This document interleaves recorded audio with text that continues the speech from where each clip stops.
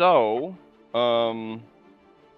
yeah, it's been a whole week. We left off where someone was about to tell a story. But before we get into all of that, let's do our factspiration question. And then let's do our, let's see. I'm going to see if there's a question about mother. What is something your mother and father often did or does that you find yourself doing? Okay. So we won't even roll for it. We'll do a Mother's Day question. Place that into the chat. All right. While you ruminate on that, would anybody like a recapspiration by summing up what happened last week? It was an eventful shopping episode, I must say. If anyone would like to do the recap, go ahead and throw a D20 in chat. If no one is up to it this morning, I will try my best to sum up what happened. I rapidly rewatched last week because I actually couldn't remember what was going on. That's how long my week was. But going once, going twice. Okay. Daniel, what happened last week? All right. Well, dear diary, last week on Curse of Strahd Daybreak, I'm happy with how events played out with the Northern Werewolves. The Walking Dead returned to Kresik to hash out our wants, needs, and goals. I mean, I kind of thought we did this back at the castle, but, okay. Certain members of the party felt it would have been, best if Emil and Kirill, had just killed each other, plunging the pack into chaos, with Tsolenka maybe holding things together. I think we're better off with a unified pack. I mean, yes, Emil, he wants to bolster his numbers by any means necessary, but, I trust Tsolenka to, kind of temper his ambitions, and I, kind of let that opinion be known.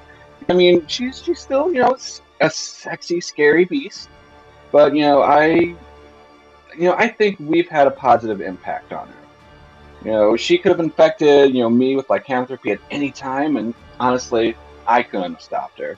None of us could have. Instead, it was a gift freely given, and, I have to trust that they will, give others that same choice. So that's how that bullet point went down. Our conversation then turned to the nature of our dark passengers and all the other similar entities, infesting the land, and we talked about, what freeing the land really means. Do we just open the gates and let the entire Cthulhu mythos back into the multiverse? Does helping Strahd escape mean someone else has to step in as warden? Would it be enough just to get people out and, let the inmates run the asylum? Personally, I felt that, if we we're going to do anything meaningful, we needed to, address the root of the problem, specifically what makes Barovia a prison and, the nature of, the supposed cycle. Strahd mentioned the cycle of breakfast. Jenny's suggested it to me, and we read about the resurrective, the cycle of, reincarnation from, Strahd's own writing. So something's going on there. And clean sweep as usual, kind of stay quiet. Honestly, I think he needs to start pulling his weight, or I swear to God, I'm going to replace him with Wetback one of these days. Anna was also very quiet. We, using our most charismatic tactics, we pulled the problem out of her as best we could, and it kind of felt that she was having a crisis of faith. I mean, she seemed always so sure of the prophecies and her destiny, and between the werewolves and what we learned from the book, she seemed just kind of hopeless. But we did our best to cheer her up.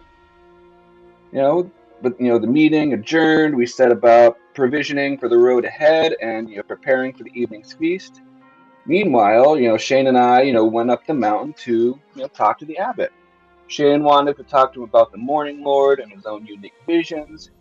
And even though Shane had become kind of an asshole ever since he picked up that silver idol, there was no way I was going to let him go up alone. I mean, bros are there for you even when they're jerks. OOC, Daniel's words. I've been a jerk. It's not you. It's just I mean, your I belief. feel like anybody that makes me feel like I'm gonna die when I'm around them, I mean, I'd probably start to think they were a jerk. It's not. But It's not you. It's your politics. But it's not you. It's your supernatural body odor. It's your supernatural bo. But that's what friends do. We show up even when it's hard, Shane. All right. Besides, the abbot, I mean, he really seemed to like listen to me the last time we were here, so I figured we'd be okay. So with a pilfered parcel of picnic provisions, we pleaded our purpose to Otto and Siegfried Bellevue, who were, they were more than happy to, get us an audience and eat our food. I don't know what I expected, meeting this golden Adonis a second time. I thought maybe he'd abandon his special project, but like that kid who's really into trains, he's got this singular focus. And OOC, I know kids like that, and it is a force of nature. It's beautiful to behold. While the silver icon, seemed to bring the abbot some kind of comfort, he couldn't help but lament upon, the Morning Lord's abandonment of Barovia. Is Dear Diary, is all hope lost when even the angels lose faith? I mean, damn. I could almost pity him if he wasn't being so damn infuriating. Every avenue we suggested, was met with questions and doubt. For him, just possessing Irenia and breaking the curse his way, seems still like the only option he'd accept. I mean, well, almost. I mean, the abbot, required that Shane handle over that silver idol. Shane was hesitant, but he agreed to do it. I think it was a good idea. It's really kind of garish, for a grown man to just be carrying around that thing. But in exchange, Abbott gave Shane a vial of his blood, to do with as he will. The part of me that's really good at school, at labs, like really wants to get under a microscope. I mean, that stuff is gold. I mean, dude. But in the end, with no answers left, we left the Abbey to join our party in the town below. While Tiernan, tried to open a Hellraiser cube, I don't know what that was about, we got everyone up to date with the Abbot and began to plan our next steps. And as the night closed, we found out that Anna had contracted super rabies from Zaluka. I need to have a talk with Zaluka about that. I mean, get her some toothpaste. But after much persuasion, Anna allowed us to treat her, but only if she could tell us the story first. And that's what happened last time on Curse of Strahd Daybreak. Okay. A bit revisionist, but in the best possible ways. Take your.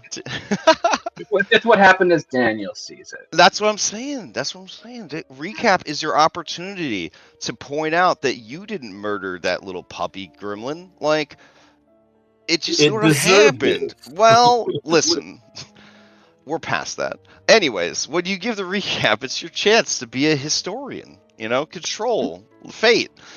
All right, so go ahead and take your recap inspiration. And then you probably got a stack. You're just going to go into the final battle like a person that never used an elixir in a Final Fantasy game. You're just going to be just like, the question is, will you use them? Or will you finish up the campaign? For the epilogue, right? Like, just in case you have to re-roll something during the epilogue. That's fair. Yeah, can I spend all 15 just to take off Strahd's head right now? Oh, man. Well, yeah, I mean, you can re-roll dice. I mean, that's the best we can do. All right. So, does anybody want to answer the question? What is something your mother or father often did or does that you find yourself doing? If you're interested in answering this question, go ahead and roll a d20 into chat. If you are an orphan who does not know who their parents are, you may substitute your own personal Gorion, right? You're the person that raised you. Sorry, I got Baldur's Gate 1 and 2 on the brain. So. All right, Darius going once, going twice.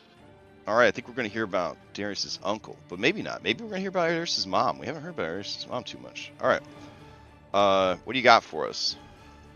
Darius has mentioned his parents before.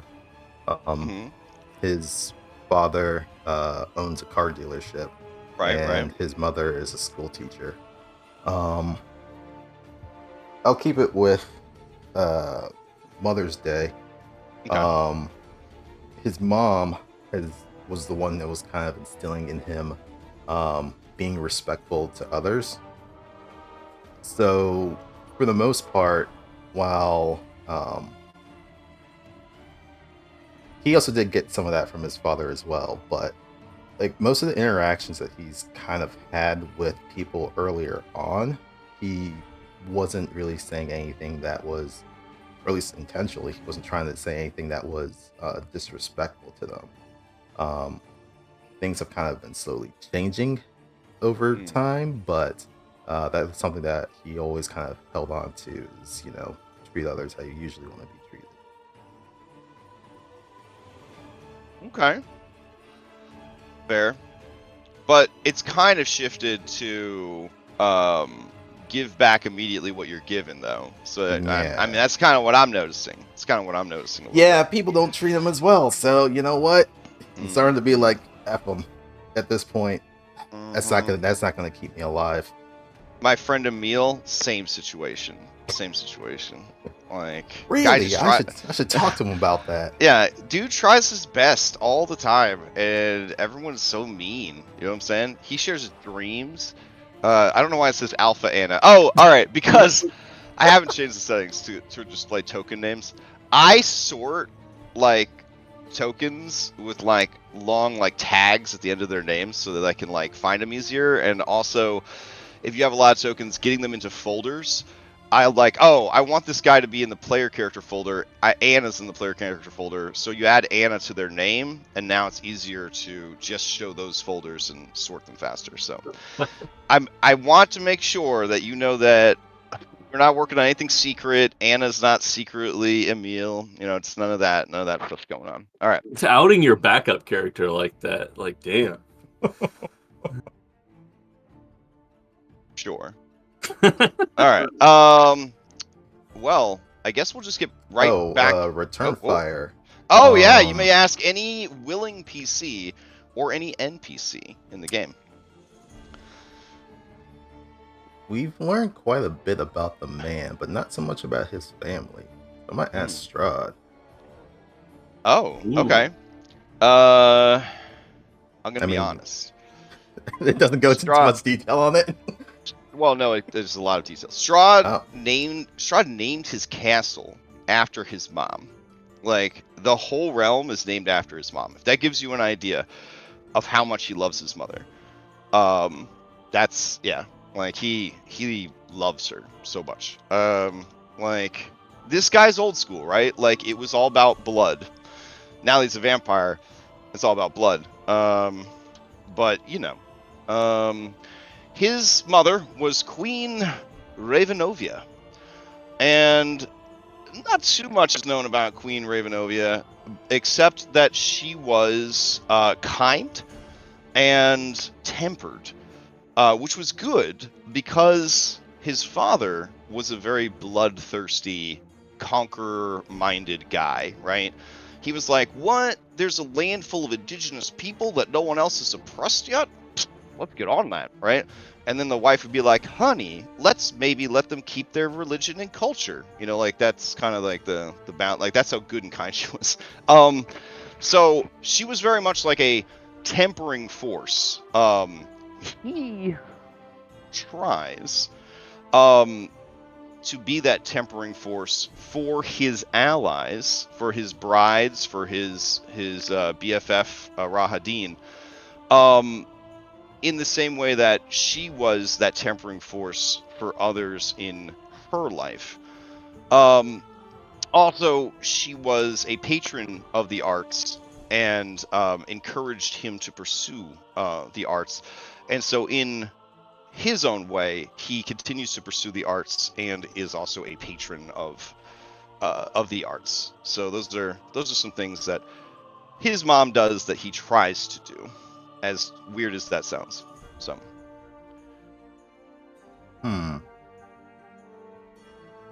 he's got layers, bro. So he's an old vampire. He's got layers. Yeah. I'm sorry. I'm gonna try my best to have some two-dimensional villains moving forward. Maybe in Kingmaker I'll make all the villains two-dimensional, but They'll be No, I like, why also are you so evil? Cause I fucking love it. I love kicking babies and puppies. Yeah. But no, I find it interesting that the castle named after his mom is also Mhm. quote unquote living. So is it, Mm. her spirit that is protecting her baby boy from anyone trying to mess with them, or just theory crafting Mm. here. Yeah. Yeah. Um. All right. So with that settled, I will give you your boof, and we can jump into this. All right. So play will resume with Anna of Barovia telling a story. Do we Get a want to caveat. do we want to one piece it and do the last 15 minutes of last session over again, and then you can tell the story, or are we That would ready to actually help me remind me of what we were talking about. Okay. You were talking about throwing yourself into the spring or drinking from the spring of Kresik. Oh, I remember. Okay. Yep. Okay. I get a little caveat. I got a sore throat, so I'm gonna abbreviate Yeah. this. So do you see One Piece? Do you see how fucking easy that was? Do you see how fucking easy that was? We didn't have to spend 15 fucking minutes. It was just literally 10 seconds. That's all we. All right, sorry. Get going. Get going. All good. It's all good. Or One flashbacks Piece. that One Piece is its own thing. All right. flashbacks that So take 6 episodes. Anna, please go for it with what little voice you have left. okay.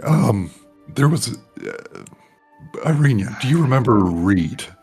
And he told me something when we first met about you and Tiernan. Oh? Yes, he says in their world from Seattle that redheads are very special. Oh, And they, is this the thing about the redheads not having souls? yes. Yes. Is it true in Barovia too? Because I have never heard of this. Well, it's true. We found out that people here don't have souls. But I definitely do, because we have established that I'm like the recycled soul of this Tatiana girl. I see. Well, I thought we had something in common. Oh. Because I don't have a soul. That's not true. You have to have a soul if you're as animated and emotional as you are. Like, if you look around at the people that are soulless, they just go through the motions. Looking back, there was the guy, Eric. He worked at the tavern in Barovia Village, and all he would do was polish the glasses in the bar and serve the drinks. He would never engage. He would never laugh. He would never smile. You do those things. Irina? Hmm? She shows her when she's assessing her for the disease. I'm sure Irina probably would have Yeah. seen there's a very large gash on Anna's left arm. Hmm. And it's always been there. And she says, I sold mine, Irina.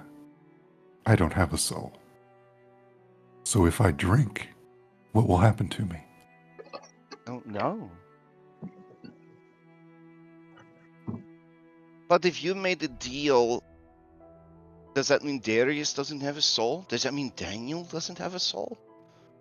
You cannot talk to Daniel and think that he does not have a soul. Maybe your soul is still more yours than you're letting yourself believe.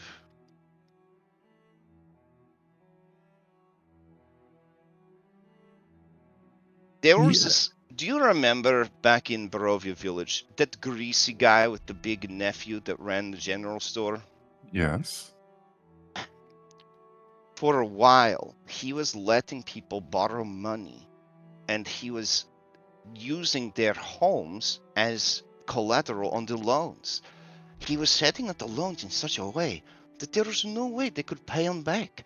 And then he would get to come and take their home. Some people were starting to think, I don't even have a home. Bildrath has my home. Because of how bleak it seemed. But when my father found out what was going on, he put a stop to it. Because what kind of world would allow such an unethical practice? It's very true, Irenia. Mm-hmm. I will need to think on this more then. Maybe I'll talk to Darius about it. That's all I got. All right, fair enough. So we left off with that crushing feeling of this is a ginormous sandbox. Where are we supposed to go now? What are we supposed to do? I think you guys had some good ideas, but we need to maybe get going. So like, where are we going? I put everything back on the shelf. I took all our maps. And I put you might have noticed you logged in like 3 seconds today. That's because I archived almost all of our maps because I have no idea where you're gonna go. So where do you want to go from here? So we're gonna open a bar in Kresik. Okay, It's gonna okay. be called. No. I think Hair of the dog. yes. Yes. Say the retiring Kresik. Shane, they're all coming for your epilogue. I know, right? I was like, hey, that's my idea. We just liked it so much. All right, so I'm going to run you through things that I have heard you discuss. One thing that I've heard you discuss is hunt down the Kavani who knows the secret rituals, get those answers. If that is the case, they are down here in Tsolenka Pass. Somewhere along the road that leads to the Amber Temple, you should be able to find them. So that was one thing. The other thing was, let's see, beat up an old lady that lives in the swamp, Babala Zaga. I heard you guys talk about that. Another one was go guilt an old man into joining your party, even though everyone that joins your party dies horribly. It's not true. Irene is still alive. In a manner of speaking. Fuck. There was also talk about, fuck it, balls out, let's just go to the Amber Temple. I don't think that was discussed a lot, but I did hear that one tossed around. So those are the main things that I've heard you guys talking about. Was there any other ideas or suggestions? So on that last one, what was it? Time limit you gave Daniel? 2 weeks to get an answer back to Guard Elf dude. Casimir, yeah, I think we're a little late on that, but I don't think he's going to go without us. Well, I don't think it's been 2 weeks, but I mean, if we start doing some other stuff, I don't know if we're gonna hit that. If we're gonna pass over that time limit. It'll be 2 weeks tomorrow. Actually, no. Wait, is it still the 10th? Let's see. The 10th was when you guys dealt with the werewolf problem, and it's been, I want to say, 3 days since then. 2 days? It's been 2 days since then. Yeah, I mean, we hung out at the tower with Van Richten for like a week. Yeah, but that was before the full moon. Then after the full moon, you came back to town, and you rested here. So I'd say it's like the 12th. That's where we're at. So we're already. I did not think we'd be in study hall that long.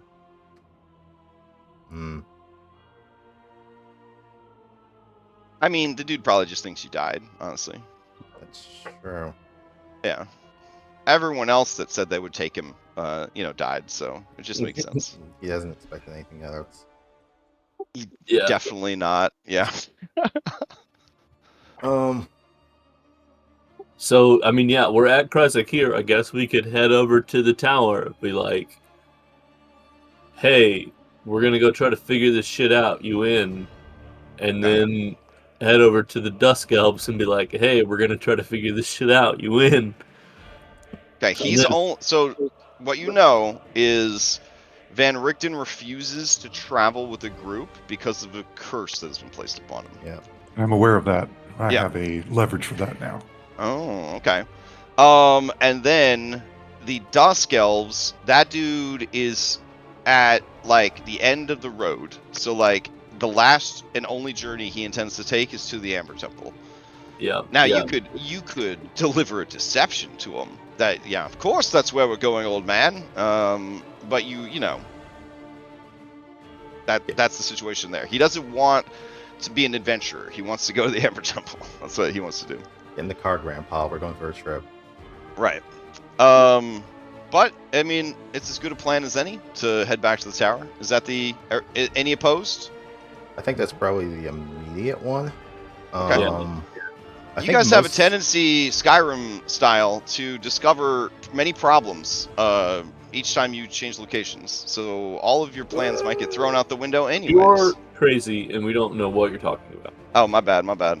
So by now you have this route memorized. It is 20 miles by road, which would necessitate 2 fast travel checks because you're passing through a crossroads. All right. Any penalties to movement that I need to know about before I calculate this? Well, I guess the other There won't thing. be any more now that we have the cart. Yeah, we got that We have an car, right? acclimate I mean, did I assume you guys said you bought a cart last week? common cart heavy WD. All right. What's the WD stand for? All right. If that is the case, I'm assuming you want to fast travel, or do you want to roll 8 random encounter checks on the road? Which would you Fast prefer? travel, please. Okay.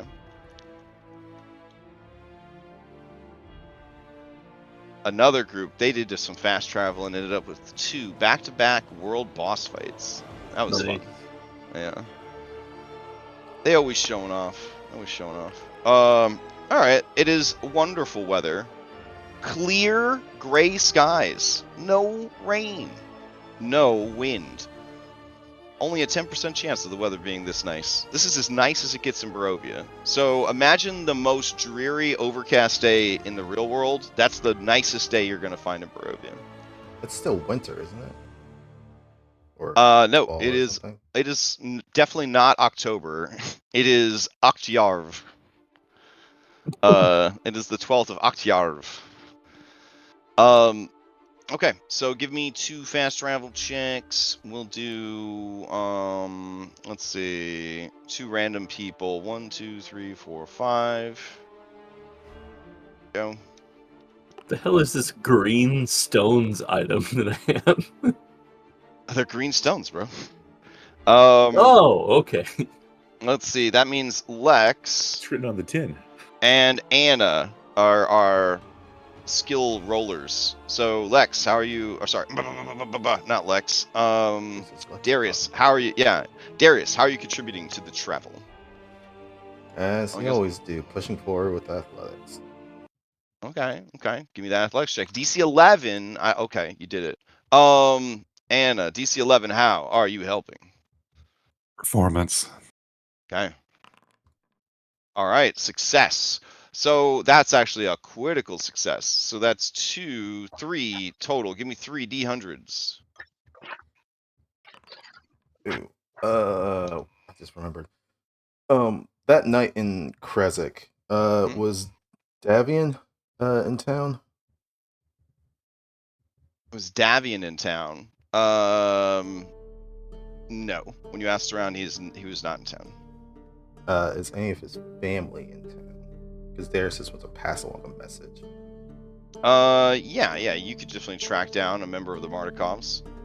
All right. He would have said that Mackenzie's grave seemed to have been disturbed, and he's not sure what happened with the body, so if they could look out for it, that he'd appreciate it. Okay. Because of the curse of altruism, they agree to help you. Not asking anything in return, but they'd appreciate something in return if they can get you this information. I mean, what is it they're looking for? Just information, like any secrets that you can share, any interesting trinkets or baubles you might have discovered. Man, we have a whole list of stuff.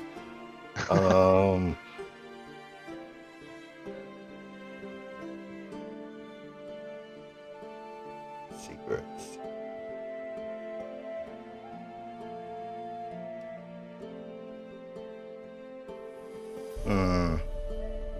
Well, I know they've been having a problem with scarecrows, and those came from Babala Zaga, right? I mean, we did mention we wanted to go after her at some point, but that's more them helping us than anything. Are you gonna mention that Baba Lysaga is a potential target or no? Yeah, because she has the last stone, so he would mention that. In that case, the Mardukov you're speaking with seems very interested and says, "You've met Muriel, yes?" Yeah, way back. Muriel has made Lysaga her main focus. She spends all her time scouting the swamps of Berez, learning about Baba.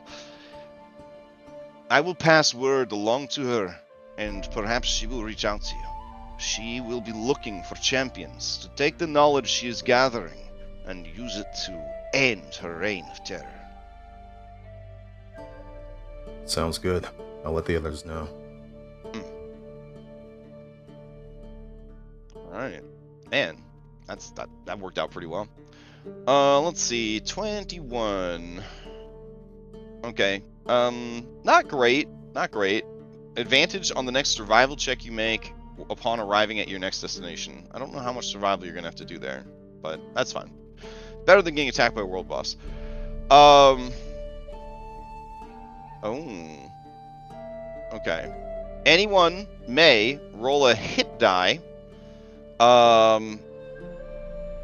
and add their Constitution modifier, and they may have that many temp HP. Again, not sure if that's going to be useful at the tower, but is this roll like expending a hit die? Yeah, you would expend a hit die to turn it into temp HP.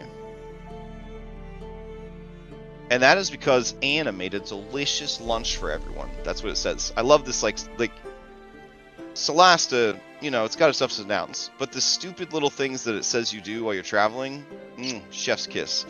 So that was the inspiration for all of this crap. Adventure A and B are arguing about politics. Yeah. Someone tied their boots. Like, thanks. That implies that we never tie our boots. If you felt like that's the most interesting thing that happened, you had to tell us about it. Adventurer C is doing push-ups while I dumped their fucking strength. Yeah. Good times. And then the last one is Happy Feet. Everyone gets 5 more to their movement speeds, and that will last for 24 hours after their arrival. That's nice. Okay.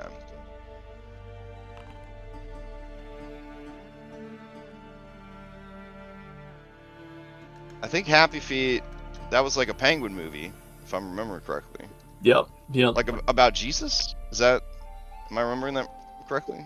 I don't think that part. Didn't the Penguins find Jesus in Happy Feet? No? No one? Listen, I'm pretty sure that's what it was. I never saw the movie. I saw the other one with Morgan Freeman. Wasn't that a National Geographic? Yeah, that was fucking wild, wasn't it? Yeah, that was rough. I took my son to that, and he was small. These penguins are just getting eaten by albatross, and Morgan Freeman's like, "How unfortunate." I agree. It taught me that penguins are the second dumbest animals in the world after panda bears. That's what I learned from that movie. You have pugs. Yeah. No, that's it. I won't elaborate. They manipulate the hell out of me, so I feel like they have some manner of intelligence. A penguin ain't gonna get shit from me. Not after I saw that movie. Idiots. Except for that one penguin that murdered his own baby so he could go home. Because he was like, yeah, this sucks. He just let his egg die, and then he's like, sorry, babe, heading back to the beach. I was like, that guy gets it. That guy gets it. Yeah, it was. If you haven't seen it, you probably don't need to. Honestly, that's my recommendation. All right, great. So, I will add the Happy Feet buff to everybody, and we will switch over to the tower. So there's a small bit of uncertainty. Are we full on level 11? Nope, we didn't get that other milestone. would have been Tsolenka. Yeah, you didn't complete Zaluka's. You didn't level up Zaluka. You level lost Zaluka. So that's that milestone burnt to ashes. The werewolf one? Well, no, the werewolves were completed to my expectations, but you did not level up your The fated ally. Fated ally because Yeah. you don't have a fated ally anymore. Yeah. Don't worry, there's plenty more milestones in the sea. Alright. So, let's get these guys out of here. There we go. Okay, you guys arrive back. It would be evening time when you do. And... oh, I guess it'd be evening of the 13th? We'll say it's evening of the 13th. That's fine. Alright. Van Richten is there, and, you know, as you guys enter the tower, he says, you have returned. What have you accomplished? Werewolves are united. Ah, hopefully united in a mutual cause. We shall see. I see that they have left. There must be a great deal of reconstruction that they must take care of. It is good. I had a feeling Emil was dangerous, so leaving Zaluka to keep an eye on him was a smart idea. Yes, of course. You asked for us to return once the matter with the werewolves has been completed, and we have. Yes, excellent. Now, what to do next?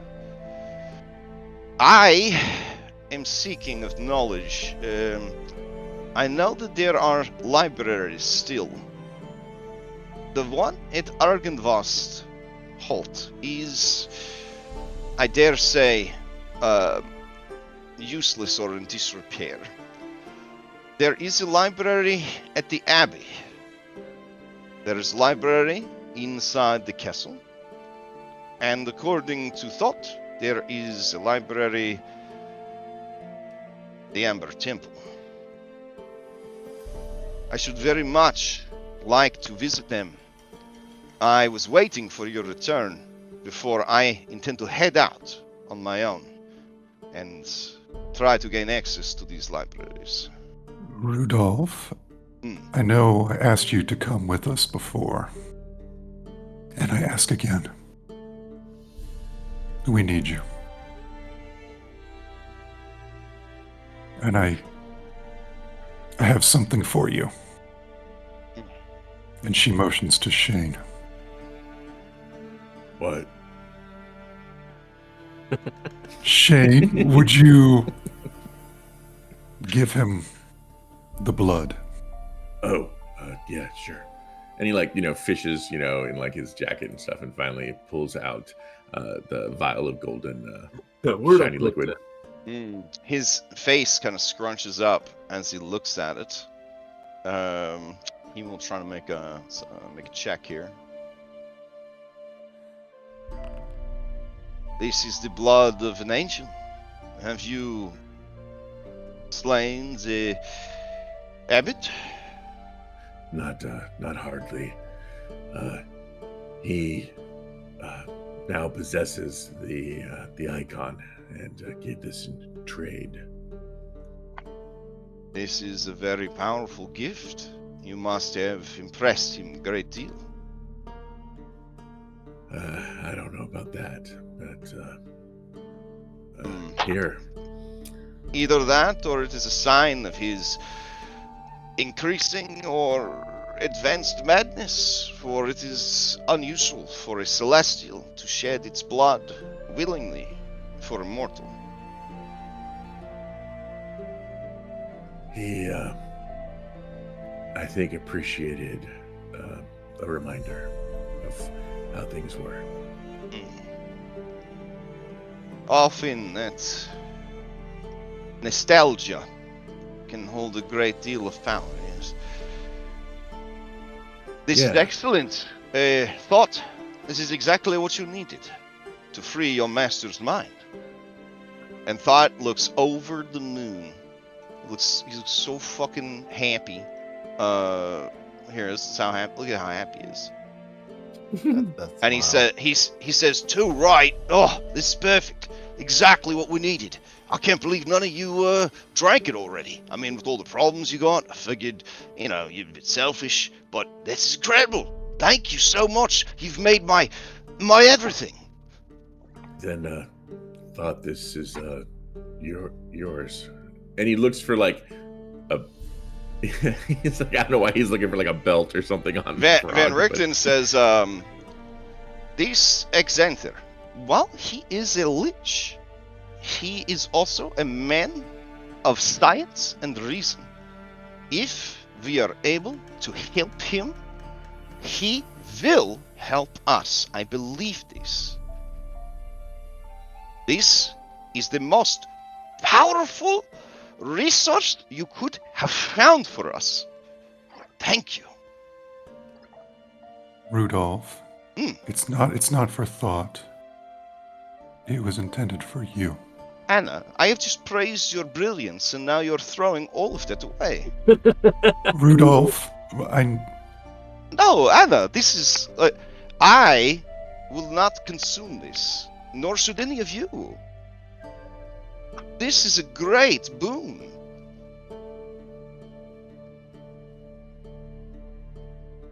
Is it because of your past? What do you mean, my past? And then he side-eyes Thought, and Thought just sort of stares blankly off into the distance like a frog. I noticed some very damp pages in my journal. Very slimy pages. And Thought continues to stare far into the distance like a dog that's sitting on the couch that they destroyed.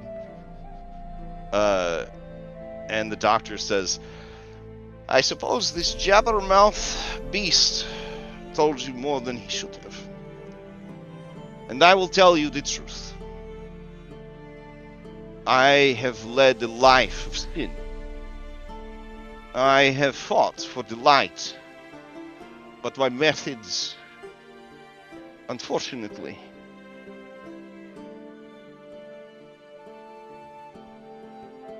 were things of darkness. I allowed hatred, malice to enter my heart. My own dark passenger of my own creation. I have committed such crimes that there is no place in heaven for me. That does not stop my intentions or my mission, which is to track down evil and destroy it. But often you must fight fire with fire, monster with monster. I bear a curse, well earned by the Vistani matron who survived my revenge. This particular clan of Vistani was responsible for the loss of my son and my son's soul. I made them pay.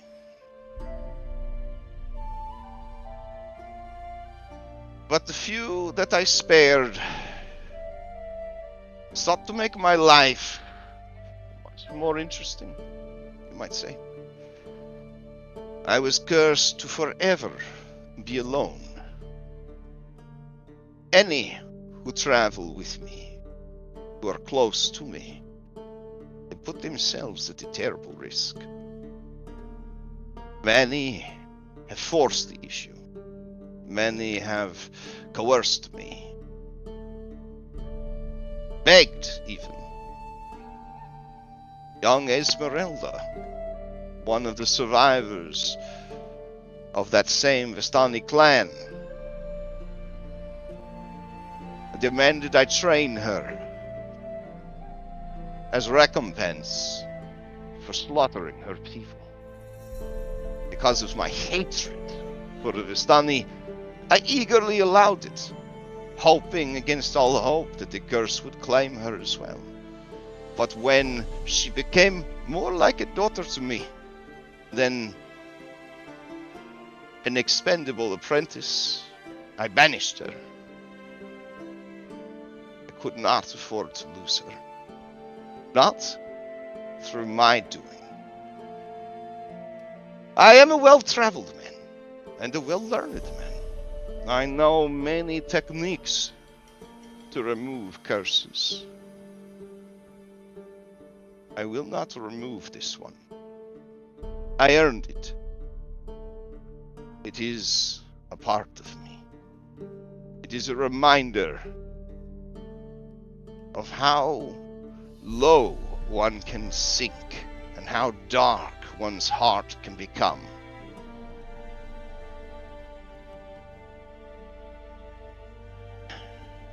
But I do seek the Ember Temple, and it is beyond my means to reach it alone. I will travel there with you, if you will take me, knowing the risk I pose to you.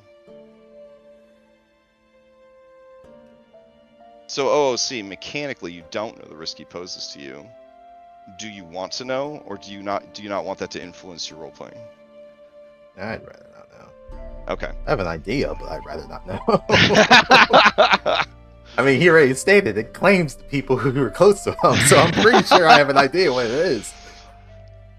What a high risk of death? What? What? That's something new. It's not like three of us already have black dots on us. Give me that black dot. Let's complete the set, Shane and Daniel. My characters get black dots pretty often. With And this, Shane doesn't have his yet. He feels left out. Let's complete the set, Shane. with the acquisition of this blood, all other plans have left my mind. The library at the Abbey, the library in the castle are as nothing compared to the restored mind of Xanter. But be warned, the journey there will be treacherous. Tsolenka Pass is full of dangers. Giants, monsters, undead, Kavani madmen. Not Yeah, I'm to looking for mention a Dracolich and all manner of elementals and fiends who have escaped from the upper levels of the temple and roam the countryside. The worst threat that we must avoid at all costs. There is a Kavani village. If we go there, we will become distracted by all manner of things they need done, secrets they might reveal. Can ill afford such distractions.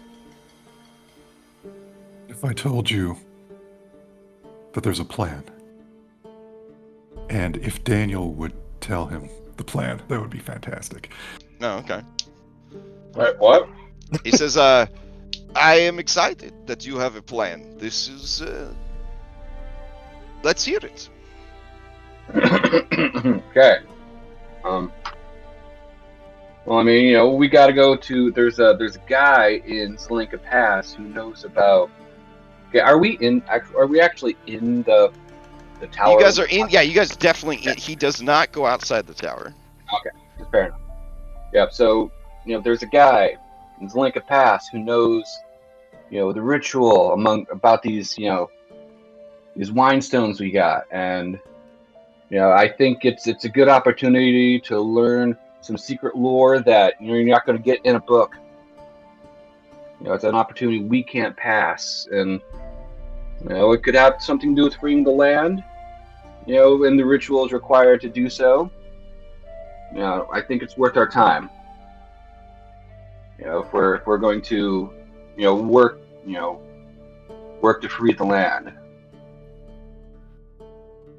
Kind of looks at Anna. It's like, thanks for on the spot there. So you want to find the Skavani village on the way to the temple. Either on the way there or the way back, but we need to find it, yes. All right. Because you know, the Dark Lord said he had researched a ritual to help free himself involved the Wine Stones, but you know, that it was kind of the opposite of you know what the Kavani knew, and I think it'd be worth our time to know the OG formula. Well, anything that the Dark Lord has concocted would be of a more arcane nature. We are dealing with primal magic of the land. I shudder to think what intentions he might have with his own modifications of the ritual. Mm-hmm. This is why we need you, Rudolph. I already said that I would go on the journey to the Ember Temple. Once that is complete, we will see what happens next. I was just validating your decision, Rudolph, that's all. Yes. I'm sorry. The time we spent working on the book, I have come to appreciate your talents and your dedication. I would be sad if something happened to you, though I refuse to let my imagination wander as to what worse could happen to you than already has.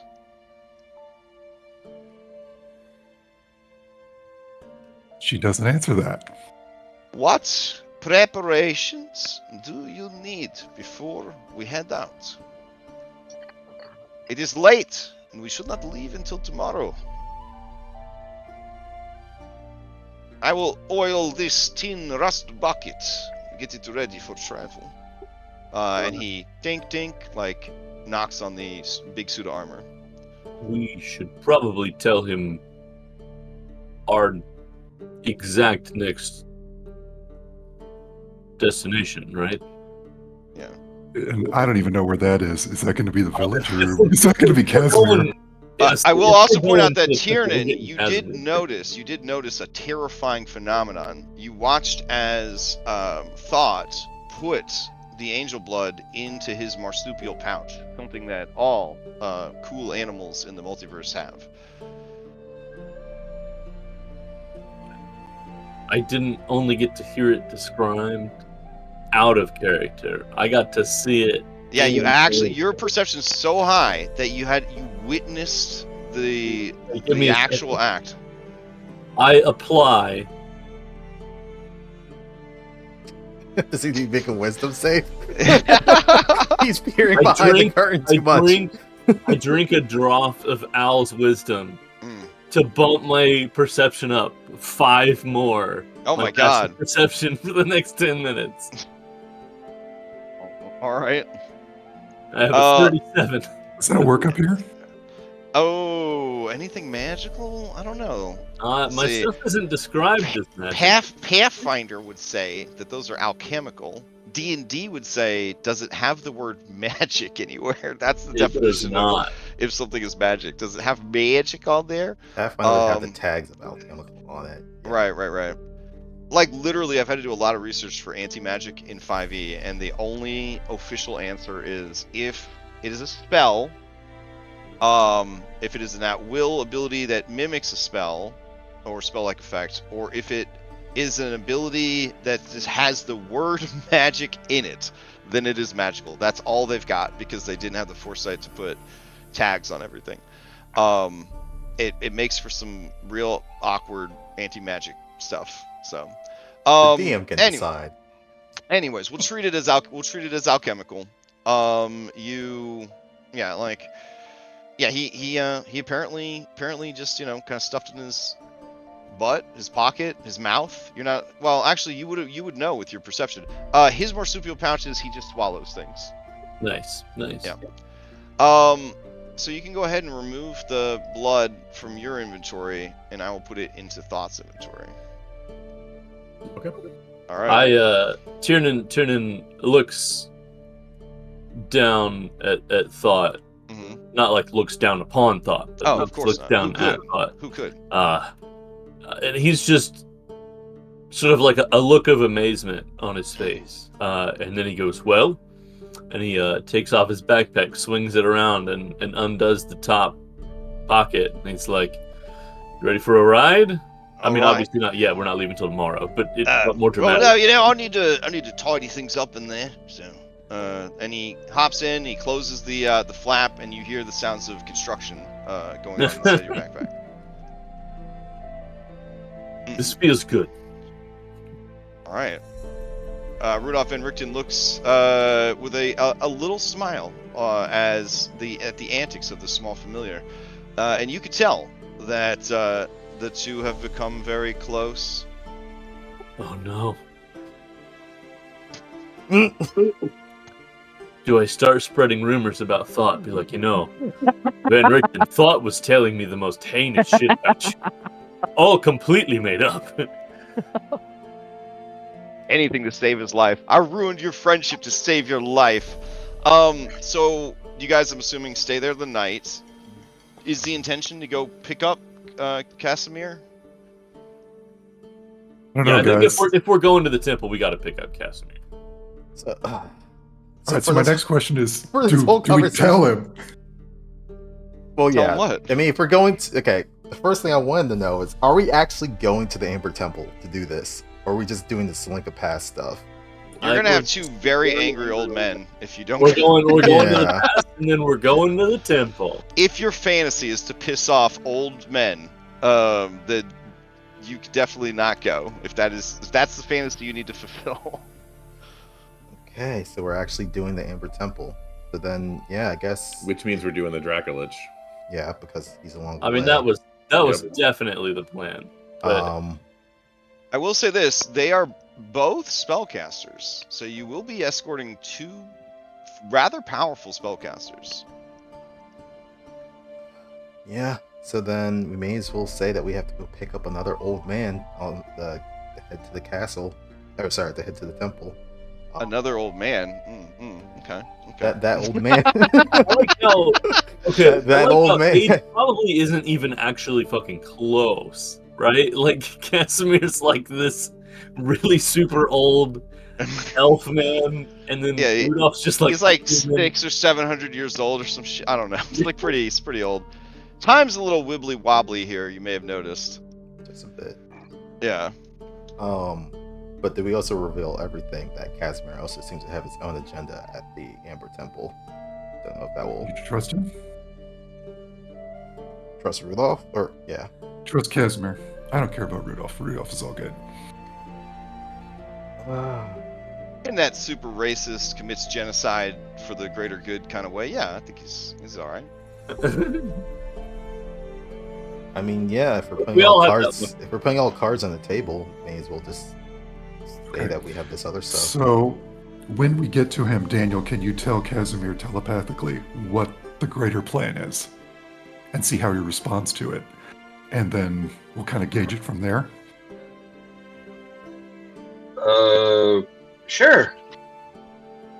Because I am not against killing him if he's gonna, like, has any ounce of going, oh, I don't know about this. Got it. That's kind of where we're at. Do you guys feel like that's where you're at? Do you just kill a seems old a little man soul extreme. survival of a racial genocide? Like literally like this campaign's version of the Holocaust? You'd kill a Holocaust survivor? Is that where you guys are at? I'm just curious. I have no Anna doubt. would. I have no doubt Anna's there. I have no doubt Anna would kill a Holocaust survivor. I'm just asking if the rest of you have reached that point yet. I don't think the rest of us have reached that point yet. I think it's a good question to ask oneself.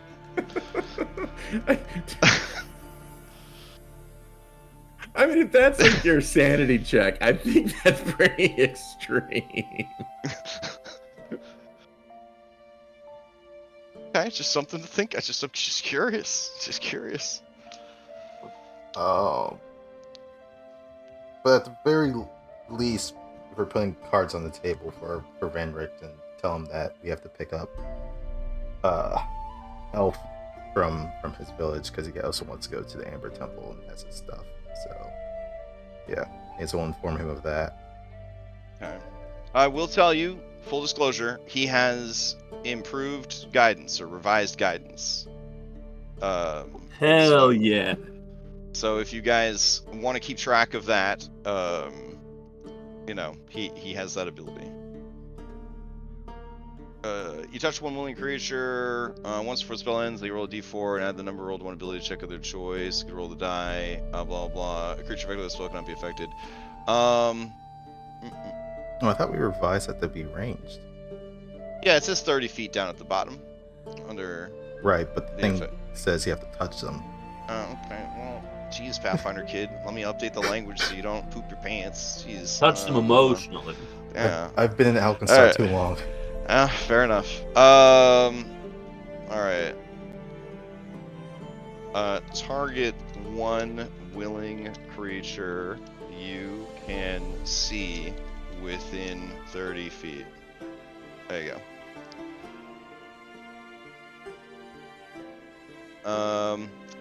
I thought this was the revised version. Yeah, because I know we did all of them to be ranged. Yeah. I'll go grab the actual language. I don't know why they didn't update on the sheet. So, anyways, he has that. So if you guys needed that, he could do that. He also has revised resistance as well.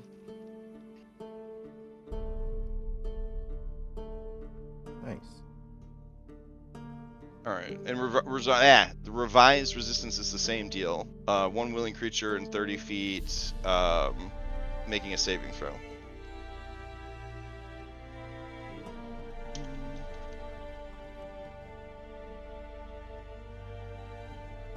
Which we're learning from Mythic. These are very strong cantrips.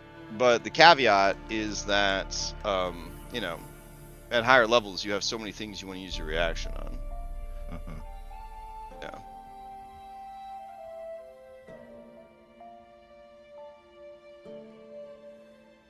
Is anybody against telling Casimir the plan? I think we tell Casimir the full plan after we leave the encampment of elves. That's fair. Because he wouldn't be able to walk home afterwards. Yes. Okay. It's like the equivalent of a cop write-in ticket. Can't stop writing. Jesus. Yeah, he's gonna be like, oh shoot. Well, since I'm already away from my house, I guess I'll just go down with whatever you guys say. Can't walk in the hour with that. All right. No, I'm talking like 3 days in. Be like, we're already at Tsolenka Pass right before we show. Yeah. Oh, geez. All right. So do you go get him and then come back for Van Richten, or do you just take Van Richten with you to get him? Whatever Van Richten prefers.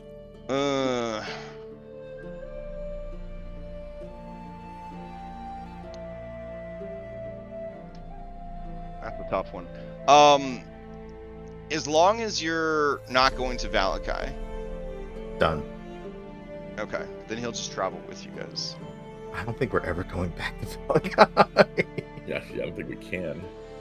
Alright. You riding around in that? Yeah, he gets in. Oh, Yeah, that's cool. Yeah, this is about town. Yeah. I guess it's kind of like Fallout power armor.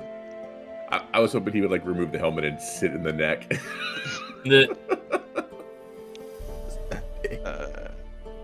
All right, and then Thought is with Tiernan. And you guys stay there the night, and then you're gonna head out. Do you want to make Casimir a destination, which implies that you would long rest there before fast traveling again, or do you want to make it just part of your fast travel? I mean, it's not a sanctuary. Is it a sanctuary still for us? It's still The within... Dusk Elves is not a sanctuary for you guys. But the But the Vistani Vistani moved back. have moved back. Yeah, Yeah. the Vistani have moved back. So they would make it a sanctuary then.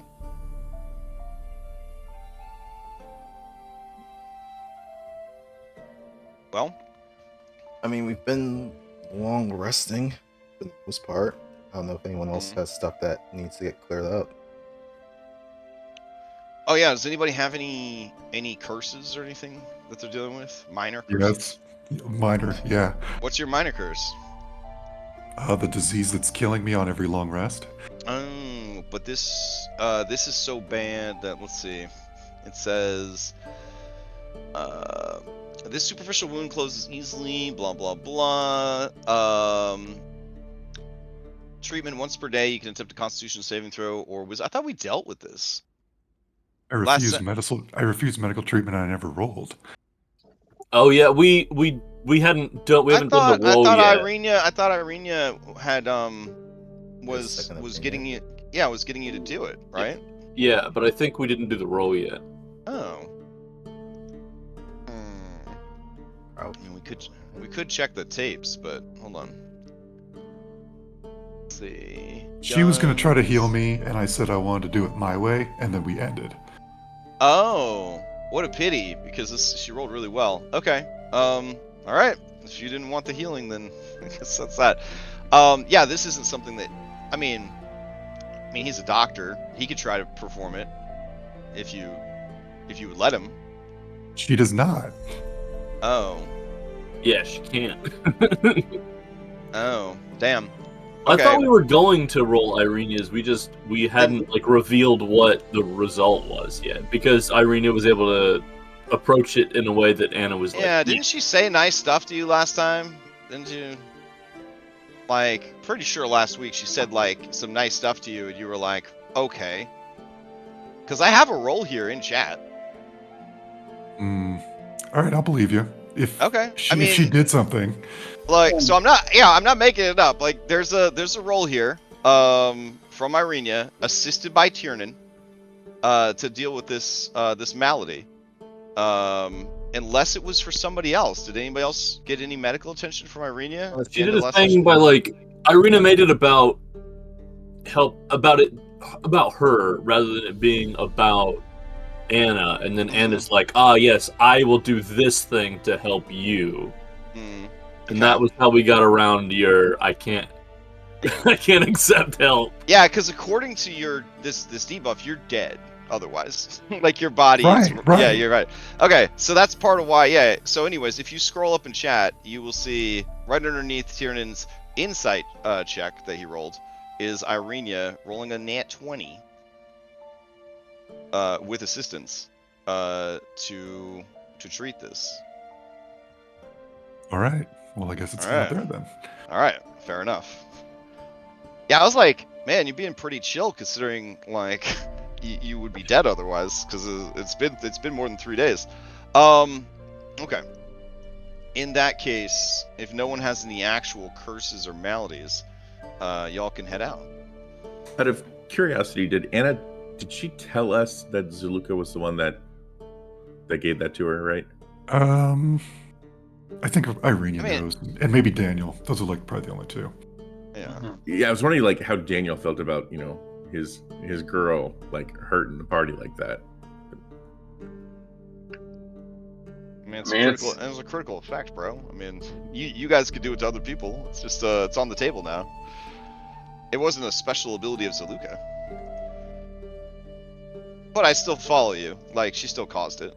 Alright, 20 miles by road. You will arrive there in the evening time. Was there an intention to stay the night one last time before heading out for Tsolenka Pass?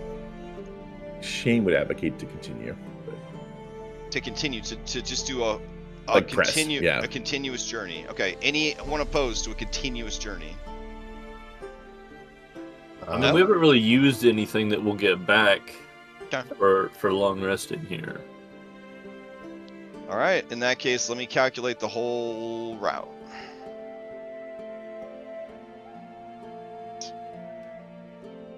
I'm assuming you're taking roads as much as possible. Yes. Yeah. Okay. Cool.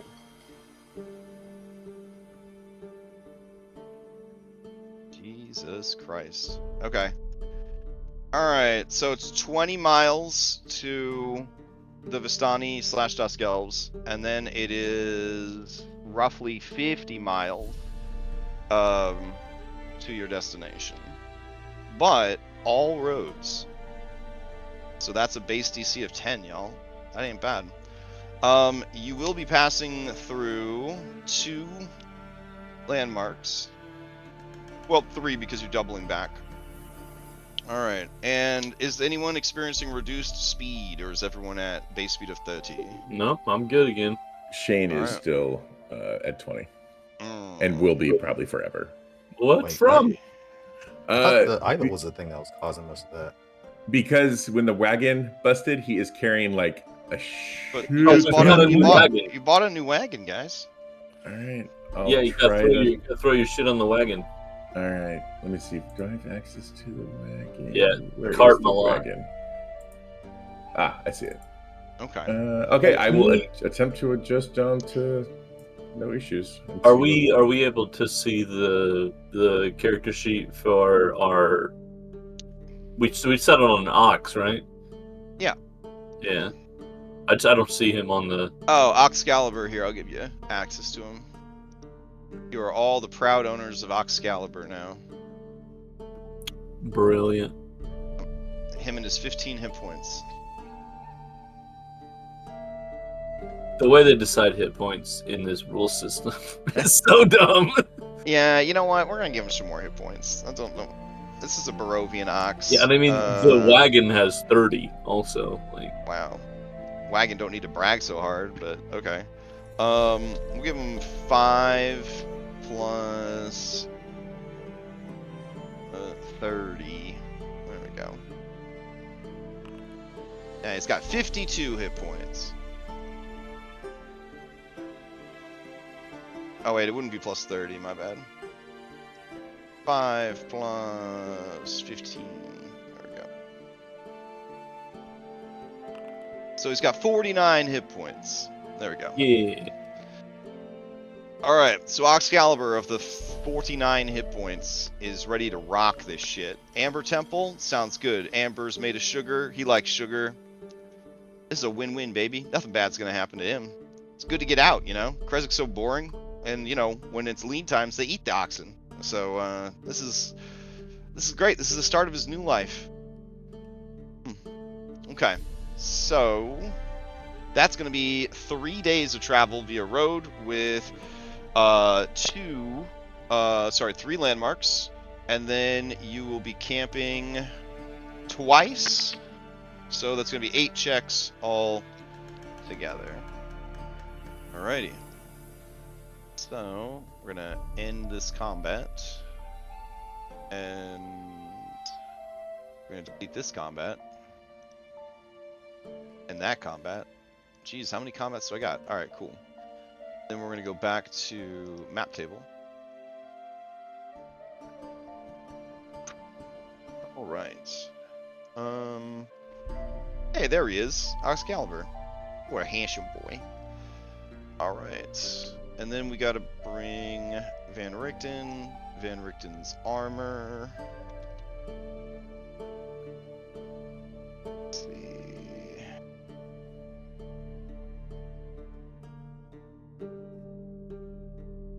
I guess we gotta make Van Richten friendly now. Alright, good. We're heading over to pick up Casimir Velikov. Alright. And... Okay. So, the average weather during your journey is going to be... mid. Okay. Let's see. That means it is only a +2. These are DC 12 checks, y'all.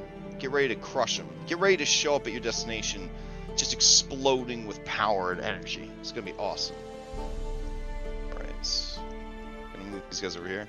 So if you count the Druid, you guys are going to be traveling with 3 spellcasters who will be contributing in combat. Damn. So much for low magic campaign. You guys just knock this shit out of the park now. Might as well just finish the whole campaign. All right. Not us casting magic, but I get what you mean. Yeah. Well, that was kind of the idea, right? Is you have to. You have to recruit people that would have access to that stuff, not us in particular, unless we picked up like items and whatever. Exactly. All right, we got to end the combat. We got to start the combat. There we go. All right, begin the combat. Fates decide. Shane, you're up first. All right. DC 12. So easy, no problem. This is survival, yes? Sure. Okay. Or if it's for travel, he'll try to scout ahead and go sneaky, use stealth. Sure. Go for it. Okay. That would be Yeah. Well, lovely. Okay. You gonna keep it? That's our boy. I have. Can I use a fan spell to reroll? Do we have Fine with me. Yeah, go for it. All right. No one opposed. All right. Someone mark down a fan spell and re-roll it. Hey, that's better. God damn. Oh shit. Yeah. Lovely. Alrighty. Like so a that's shadow. 2 successes. All right. Tiernan, to you. I'm gonna do this crazy thing where I look around real good. Oh, okay. Feeling it. All right. That is going to be another critical success. All right. Darius, to you. I push things. Okay. Oh my God, guys. Look at these boys. Woo! Wow. Okay.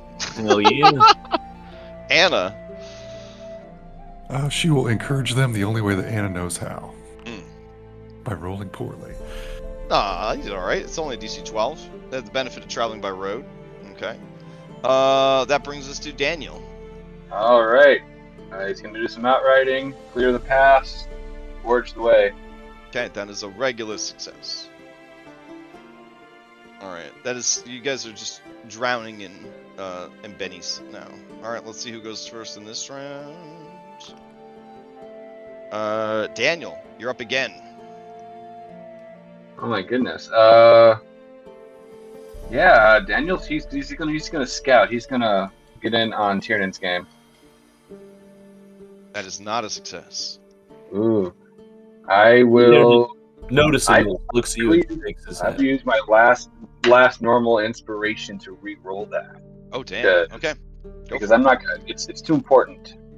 All right, that is another critical success. All right. Let's see. Second to last check. Anna.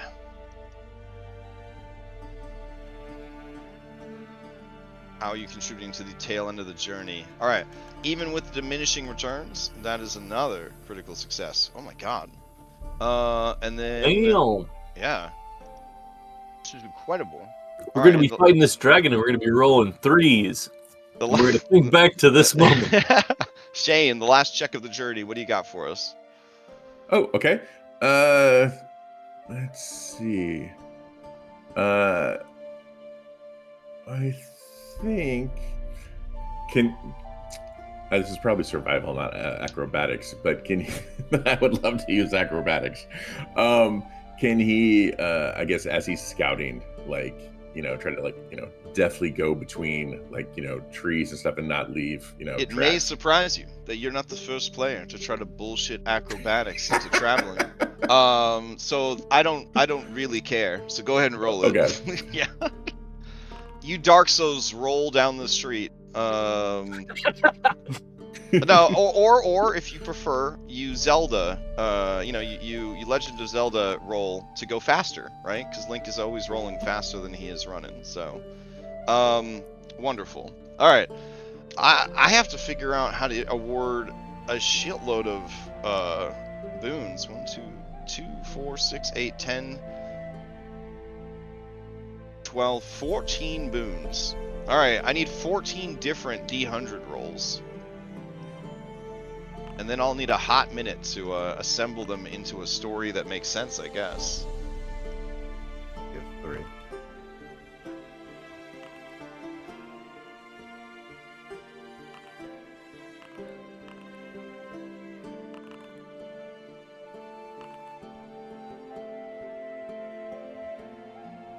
Okay. Daybreak. And it's 5, That's 12, 10. 24. So everybody rolled twice. I mean, I'll Yeah, just roll take the twice. first ones that I see, so. I gave 3. Here's another. Okay. Repeats don't matter. No, repeats, you keep whatever you repeated, so. Wham. Okay, that's fun.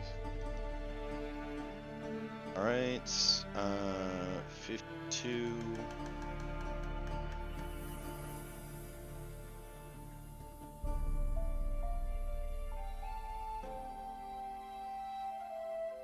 $90 and $96.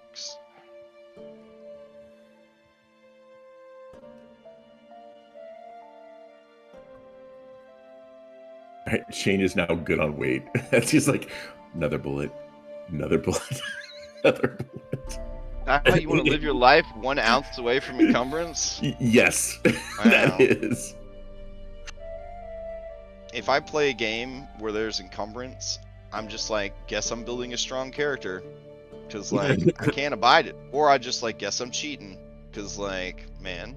Out of all the things in this campaign, the encumbrance rules are the ones that irritate me the most out of Oh, everything. yeah. Oh, for sure. I mean, it's survival horror, though. I mean, it's supposed to be, like, inconvenient, right? Like, It's like Resident Evil with 8 inventory slots. Like, yeah, and you have, like, 16 bullets for the whole fucking game. You know yeah, what I mean? Yeah, like, the idea is that, yeah, you have to make these tough choices. You have to rely on unreliable means to carry your equipment. Like, fear is more than just being scared. It's about a constant gnawing anxiety that just starts to unmake you.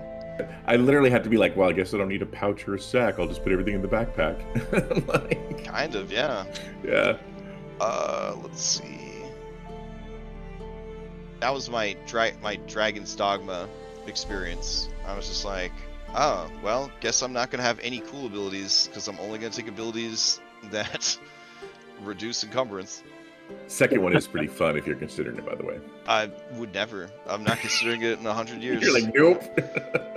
Wait, what game? Someone could be like, I'll donate $10,000 to Extra Life if you stream, like Dragon's Dogma 2. I would say yes, obviously for the charity, but that's the only way that I would play any more Dragon's Dogma. Sorry, Dom, if you're listening to this in the future. If by the time you get around to it, I'll have another high level pawn for you.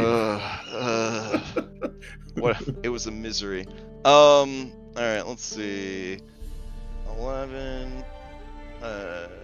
New. Oh, okay. That's gonna be a whole thing. 65.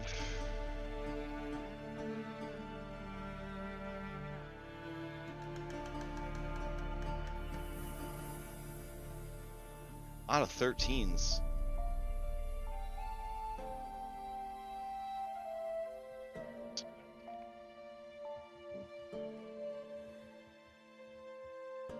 Okay, 1, 2, 3, 4, 5, 6, 7, 8, 9, 10, 11. I need a couple more D100s, guys. Alright, good. Okay. Wow. Wow, just a grocery list of shit. Okay. We will handle all that after the scene where you recruit Casimir to your cause. Yeah, exactly. Alright. So you guys go and you find Casimir Velikov, Dusk Elf Elder. Alright. Such a beauty. And his attendants bring you to him, and he says, let's see, what does he say? Let me check his recording.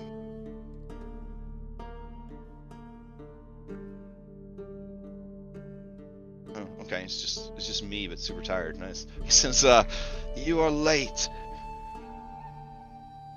Ready now? Does our destiny call to us in the mountains? We move towards the temple, if you're still willing to come with. I am. And you Do see, you- he has a pack that's already packed and ready to go. He didn't That- unpack it, even though he thought maybe you guys were dead. It's That was my dust next on it. question. All right.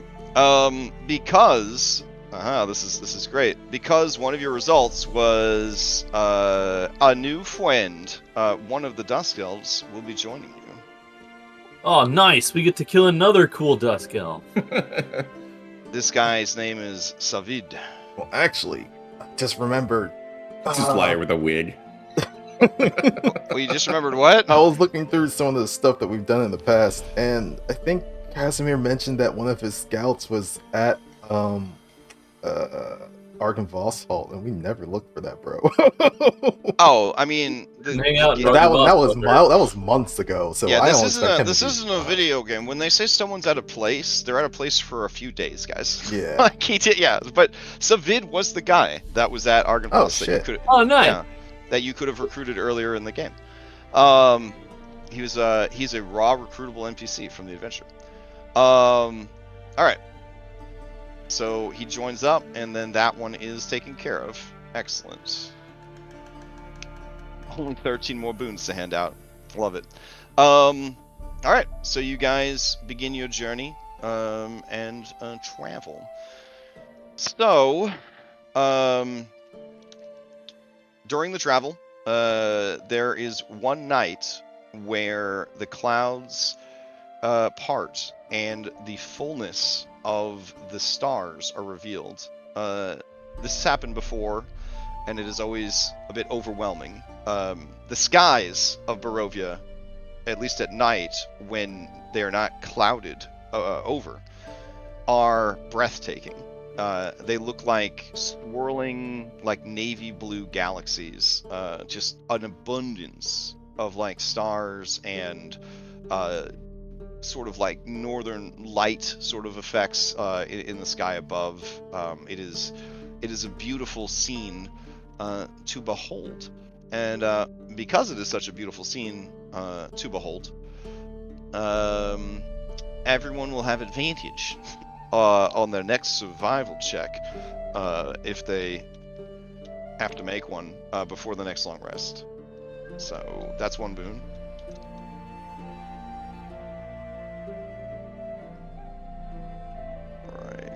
The next one is you guys may do a roll off. The two highest rolls will quote unquote win this next quote unquote boon. I say that because Gothic horror, you know what I'm saying? Mm-hmm. Yeah, it's your Yeah, it's part of the the contract. continuous scent of Ooh, anxiety. I need a roll off between Darius and Shane, best friends, forced to make a roll off for this boon. Wait, it wasn't highest? Anna got it. Oh, It's two, 19. two Two highest. highest. Oh, two highest. Two highest. But thank you. I've heard that 19 is higher than 13, but I need the two highest. I need the two highest, guys. He's got a 9 intelligence. Come me. on. All right. Hey, So not IRL. Darius and Anna, you guys, upon arrival, will be blessed until your first short rest. That's a long bless.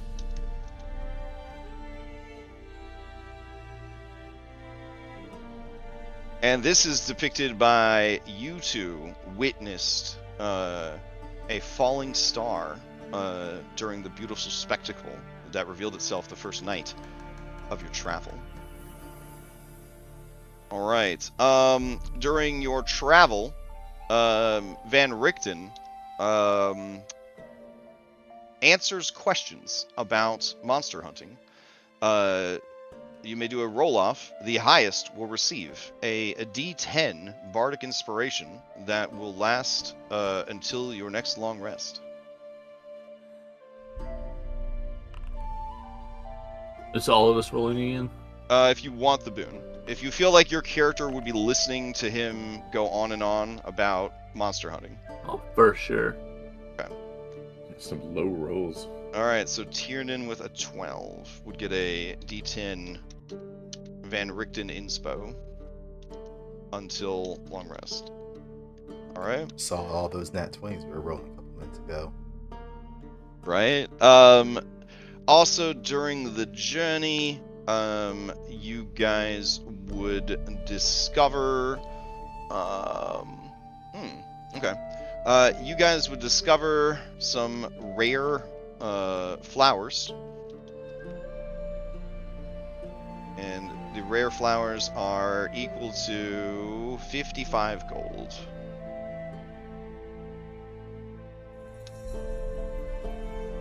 Right. Because of your incredibly successful travel, everybody, the entire party, has advantage on charisma ability checks for the first day that they arrive in the new area. So I guess until camp or long rest.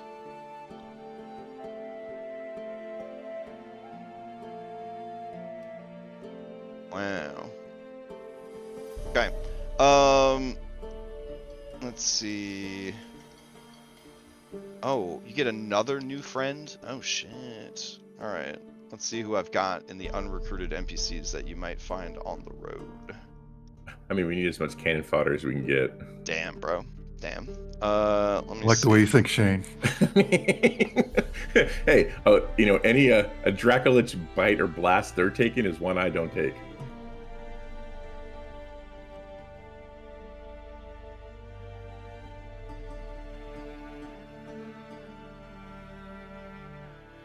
You read? Appreciate. Let me see. This could be fun. Alright.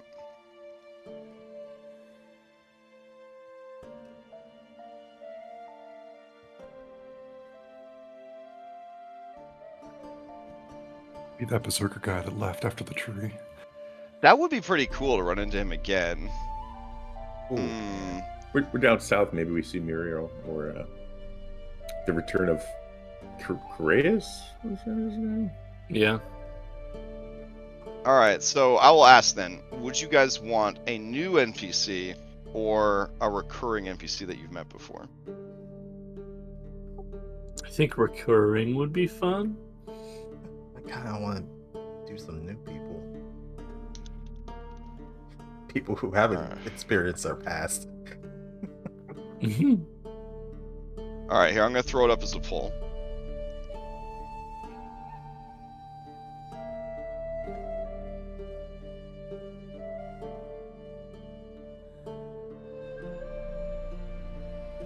Right, 5 answers, beautiful. Recurring, okay.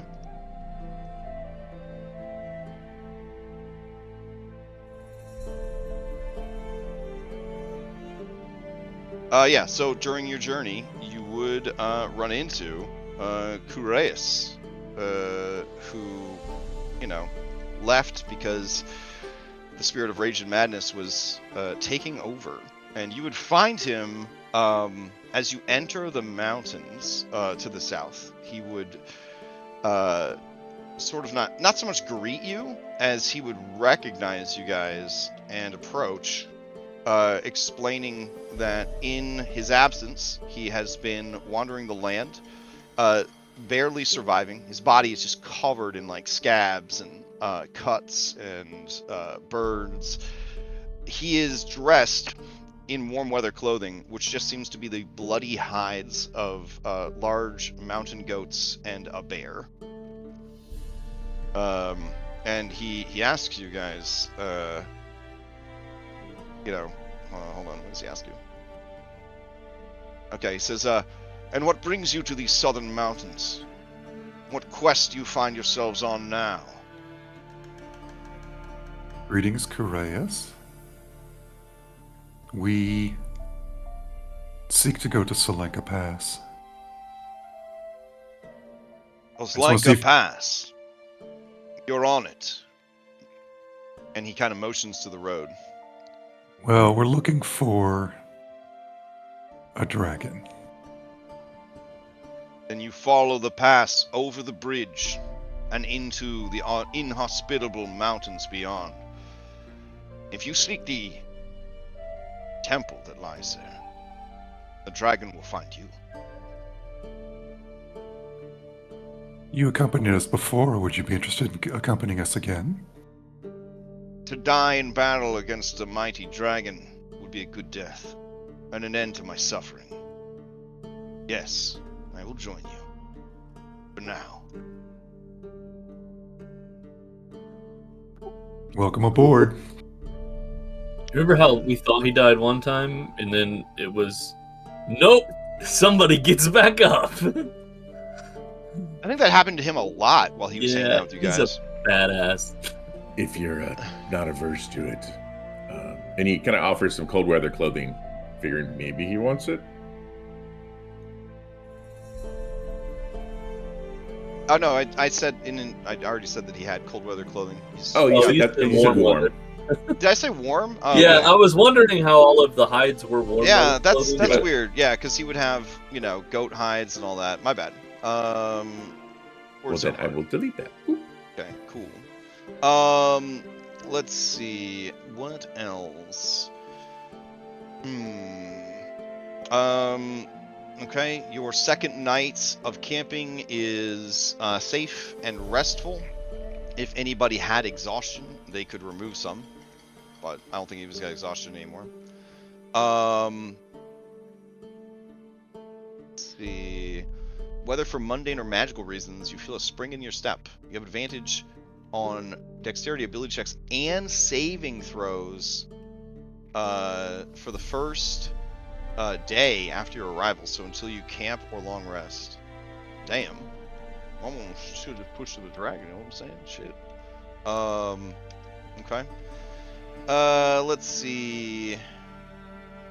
Alright. And that one came up a ton. So it is what it is. And then everyone gains an inspiration. A demon inspiration. Nice. So overall, a pretty fortuitous journey. Fortuitous journey. Right. And how many days was that again? This was a 3-day journey. And what I'll do is, this is a lot of stuff, so I'm gonna just paste it into chat, and then we'll pin it until it's no longer relevant.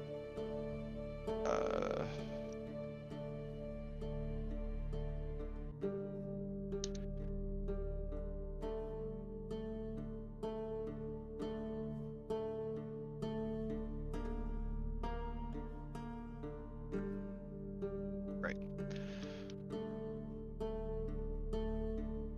So grab that, head over here, paste it in.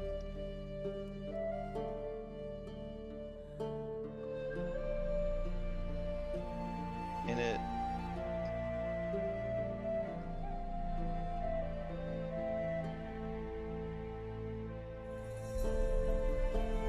All right. With a Dusk Elf Scout and a Berserker who's been vibing in this region, he would know the location of the Kavani village. Hell yeah. Do you want him to take you there?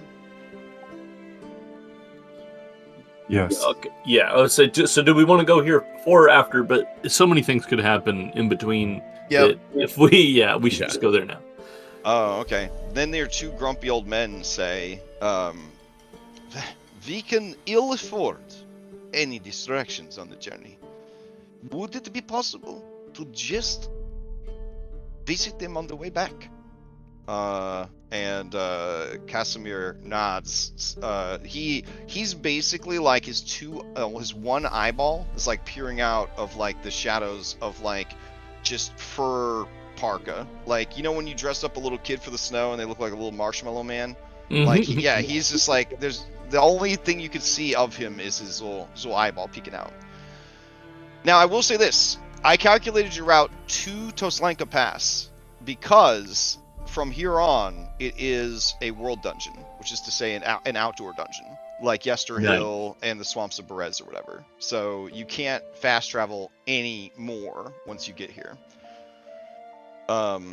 So he can guide you there, but you're going to be back to, rolling for encounters, navigating the world like normal, that kind of thing. In response to their question, Darius is just going to say, and how many of us do you think are still going to be alive as we come back? You're hearing a lot of shit about this place.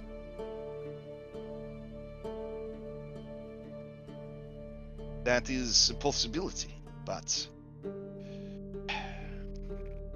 A little rough, Darius. I mean, Rudolph. it's true, ain't it? No, he speaks true. My concern is not for the mortality of this group, it is for the focus. Heroes, adventurers, have bad habit of being cozened in to the needs of others that are detrimental to yourselves. Our main goal here isn't detrimental to ourselves, and it needs to be done. This is one of the ways that we break the curse on this land and free it. We can't risk something happening between now and when we're on our way back if we're already here. Kureya says, then you walk the path of the Seeker still. I do. Then there is no other choice. You must go to the village. Plus, look at Casimir. He could use a little time in an actual stationary place to sort of build up his strength before we continue on towards the temple. It's only going to get harder from here on out. From within his stuff, he goes, but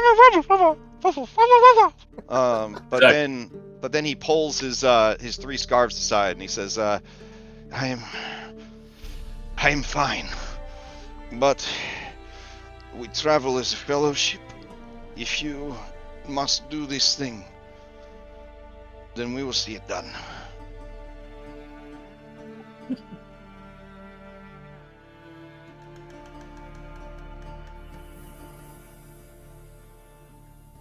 All right.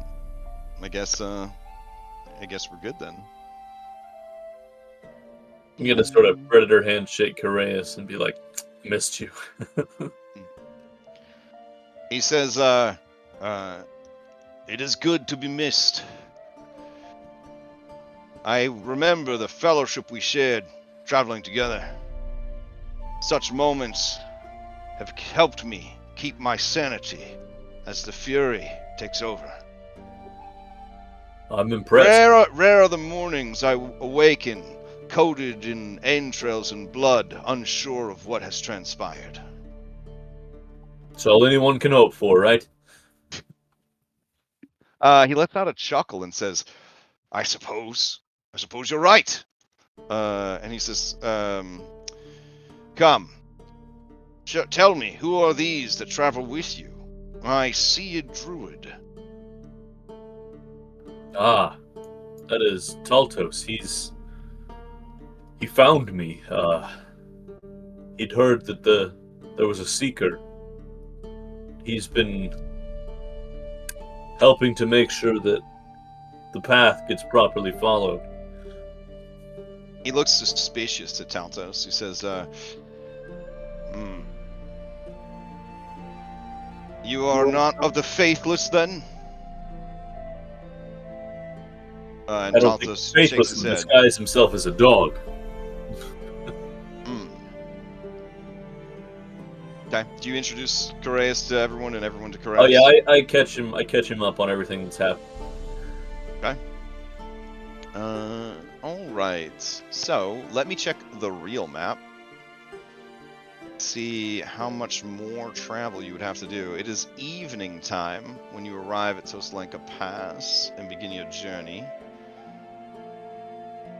According to Kareus, you could take the road for another 6 miles, but then it will be about 2 miles into the mountains to get to the village.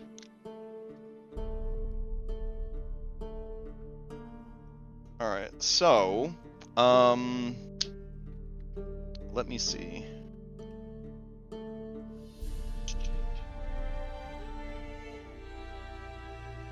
Right, 6 miles of road, 2 miles of difficult terrain. That would be another 3.5 hours of travel, but you guys only have about 30 minutes left before you'll start pushing yourselves. So the question is, do you want to push yourselves 3 times, or do you want to camp? Keep in mind that you do have several boons that could be beneficial that will go away on a camp. I don't mind pushing. Okay. Anybody opposed to pushing? It's going to be a Constitution 10, 11, and 12 against exhaustion. And 1 exhaustion, well, assuming the village counts as a sanctuary, at least hopefully 1 we'd be able to recover after we got there. I mean, but if not, if you fail, that's -3 to everything. If you fail all 3 of them. Yeah, if you fail all 3. And we all have an inspiration that we gained here. We could always re-roll 1 if we need to. And I would assume you all have well rested, right? Because We long rested at quite a few places. yeah. No, I guess I'll have that. If you long rested at a sanctuary without any exhaustion, or you wounds get or whatever, it and it sticks until you Yeah. use it. yeah. Eh. So, I mean, Krezek, the tower, we long rested at those 2 places. Yeah, so it's just kind of a wounds and exhaustion check. If you guys don't have wounds or exhaustion, then I I would think assume we that you'd push. all be well rested. Yeah. Alright, so if no one is opposed, you can go ahead and give me those checks. I also am going to check for random encounters. Alright, so the road. Okay, not too bad. It had to be an 18 or higher. Oh, okay. And then off-road. Okay, so I do have to deal with 1 encounter for you guys. Are these are saves? Yeah, you got to give me saves. The first one is a Constitution save of 10. The second one's going to be a Constitution save of 11. And the third one's going to be a Constitution save of 12. That's our boys. I'm so Yeah, I'm nervous for going you to. guys. So yeah, get rid of your well rested, Shane. Yeah. I mean, I knew it would happen. Alright, you guys are, I think, at a high enough level of play that you guys can kind of self-manage those 3 checks. So, I'll leave you guys to it. Daniel, you've got 1 failure. Assuming And I will re-roll that. I'll reroll mine as well. Oh my fucking god. Oh, this sounds lovely. Whoa, okay. That's quite an encounter considering everything you guys are doing.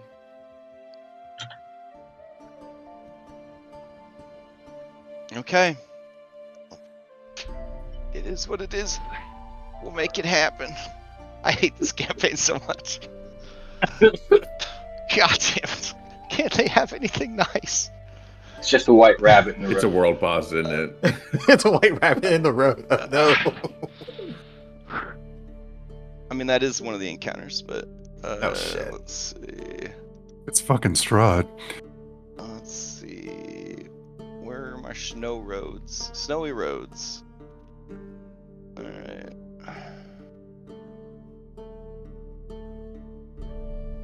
Okay. You guys down? It's awful bright. Is it still that sword? Okay. I was like, damn, it's so bright. It is nighttime on the map. Alright.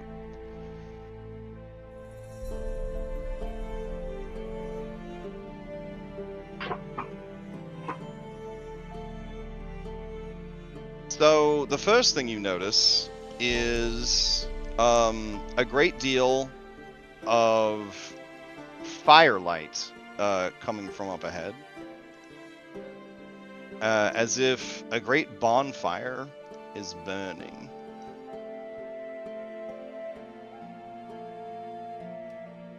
And then as you kind of turn the corner, you would see that the source of the firelight is a great black horse. Its eyes, two glowing embers.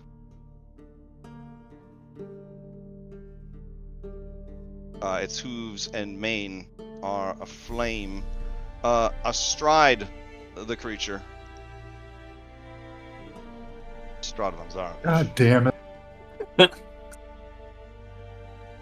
Well, you got advantage on your charisma checks. Yeah.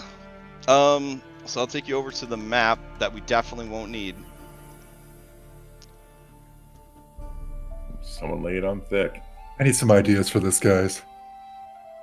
Actually, I got an idea. Okay. It might, it's not the best idea. So I need ideas, guys. Strahd's definitely just a normal horse. Slowly walks up, melting the snow around it as it goes. And he, from horseback, says, there you are. It has been a long journey. You're probably tired, thirsty, hungry. Perhaps you would take a moment to palaver with me.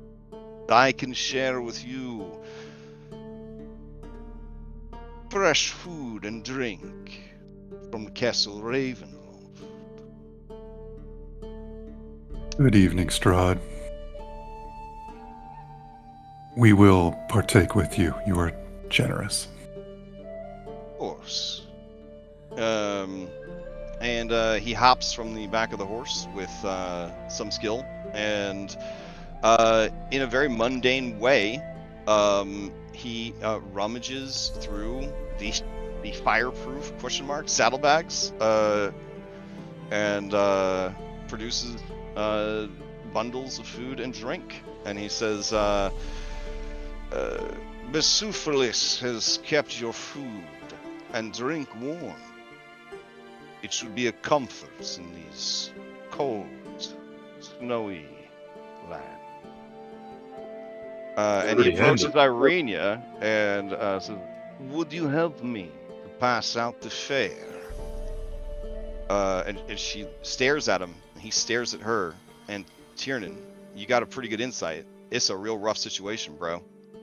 It's like you're on a hiking trip with your girl, and then her very rich, very successful ex-boyfriend shows up from a previous life and is giving her the I know who you are, you know who I am eyes. And you're just sort of standing in the background, kind of this hulking, scarred monster. Looking like that. Aw. Goddamn, that face.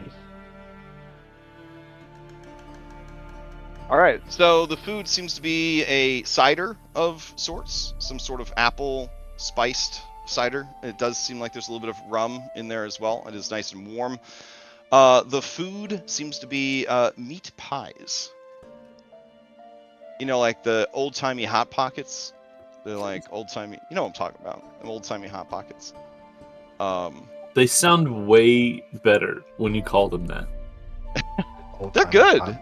Oh yeah, I know. Oh, yeah. I just don't like the name meat pies. Yeah, so a lot of meat pies were just back in the day. They weren't actual like pies like you think of them. They were like, you know, the fruit pies, Hostess fruit pies, Yeah. or but with meat and potatoes and shit on them. They're very good. Mm-hmm. Yep. Empanadas, right? Is that like they still make those? Yeah. Yeah. All right. So anyways, he says, who are all of your new allies? If I didn't know any better, I would say you had recruited your own golem into your services. Although I smell the blood of a man inside. His nose wrinkles in disgust and he says, you have not been consorting with artificers, have you? I don't know what that is, Strahd. He chuckles and he says, men and women who leverage a powerful intellect to change the world in ways that could barely imagine. Out of character, hadn't he said that he was practicing some artifice? Oh, yeah, yeah, Okay, yeah. yeah. I mean, we read it in the book. He turned his armor into a power suit, so. Yeah. And he looks at everyone, and he says, I see. All are represented, perhaps, except I notice the werewolf is gone. I hope nothing terrible has happened to her.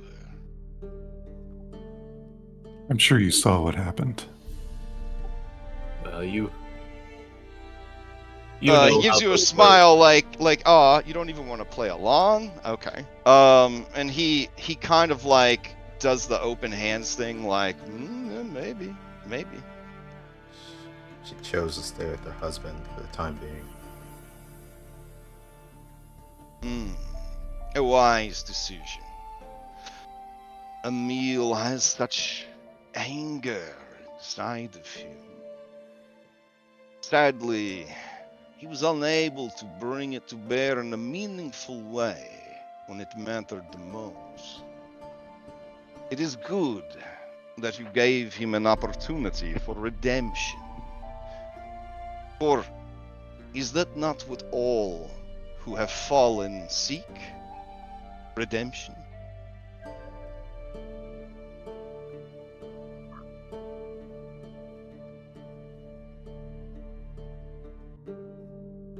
I understand what it is you intend to do. I ask, why?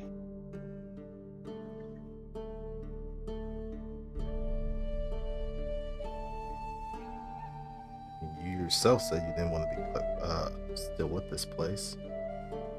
If we break your connection, doesn't that still accomplish the same deal? Yes, but is there a reason you do not see the benefits of doing things my way? You said it yourself. You've tried to manipulate what's happened, and it failed.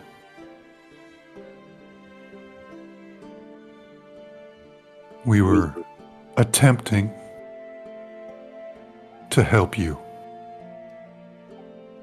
We think the reason that your attempts have failed in the past is because of this cycle that this place is stuck in, and if we can find a way to break that cycle, you can be truly free and stay free.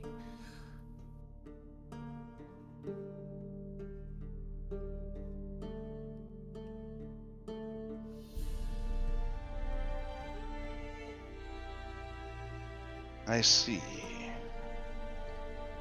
You yourself said that outsiders have to be the one to help you. Do you not trust us? If I am being honest, my trust in you is not as strong as I would like it to be. I see that you have many allies that walk with you on this journey. Would you have room for one more?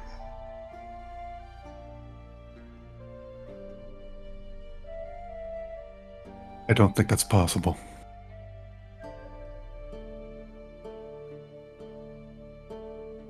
He raises an eyebrow at you. And he says, why is it not possible, Anna? Or are we not allies? Could we not benefit from working together on what is to come? I have a small measure of power I would gladly lend to this cause. You are a very powerful warrior and magic user and lord. What we have learned is that's not enough to break what's happened here. And I don't think you understand that. Oh wow. When you say that, his eyes kind of widen a bit at the cheek of you telling him that he doesn't know something. Yeah, and she's looking at him right in the eyes too. All right, and that's where we'll end the session. Wait, are we at end? Oh, wait. Right? No, we go to 1. We go to 1, right? Yeah. Oh, my bad. Never mind. Okay, I sorry. was like, that flew by. Yeah, I'm off my game because I got this thing coming up at 2, and I got the game on Saturday morning, so it ends at noon. Okay. Okay. In that case, yeah, we won't end it there. As you say that and stare him down, he says, "You do me a great insult, and It's not an insult, Strahd. We're trying to help you. You just can't be involved with it. And that's what you don't understand." She says it again with much more affirmation this time. Sometimes Right. when you're too close to the problem, you can't see the shape of it properly. Anna, give me a persuasion. This will determine many things that will happen down the line. Do I still have advantage to this roll? Unless you're making it an intimidation, then you can give me an intimidation. We haven't rested yet. Okay. Yeah, it's charisma, and so yeah, advantage.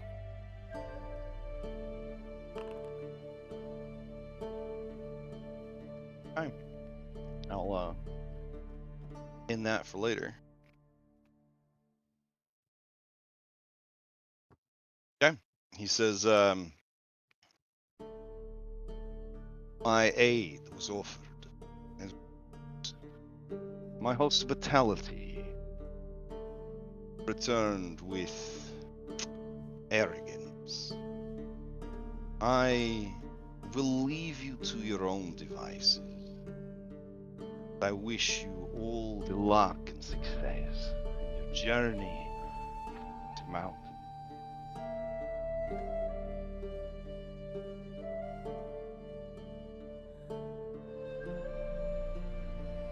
All right. He hops into the onto the back of the nightmare, and he just rides it like a normal horse in the same direction that you guys are going, but you know, the pace is a bit faster than what you guys would be walking, and I'm assuming you don't try to tailgate him. Funny, that'd be pretty funny though. Lay on my horn. Yeah. The ox is just going. Say bye. Still heading in the same direction. That kind of awkwardness. That could have gone worse. Well, It could have gone better. Tiernan, one thing you do notice is you, above everyone else, would see the light of Vesuvius, and it just winks out of existence after a while. Hmm.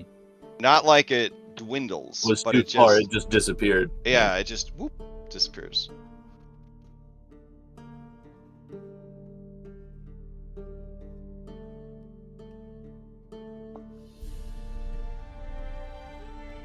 Well, what's done's done. Let's get going.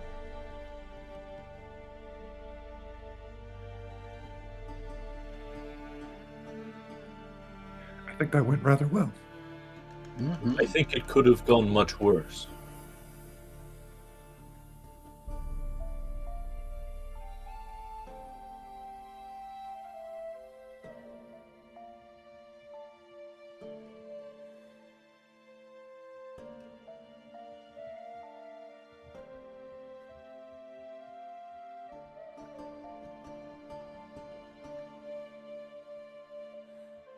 All right. Oh, I guess I should also ask, did anybody not eat the food that was brought? Anna didn't. I didn't eat the meat pie either. Okay. Depends on what it is because of my condition. I mean, it's meat and pastry crust with potatoes and, I don't know, chives and shit. I guess he probably would have had one just to see how his body would react to it. otherwise he would just continue eating a bone. Daniel does, because super high metabolism. Fair. So,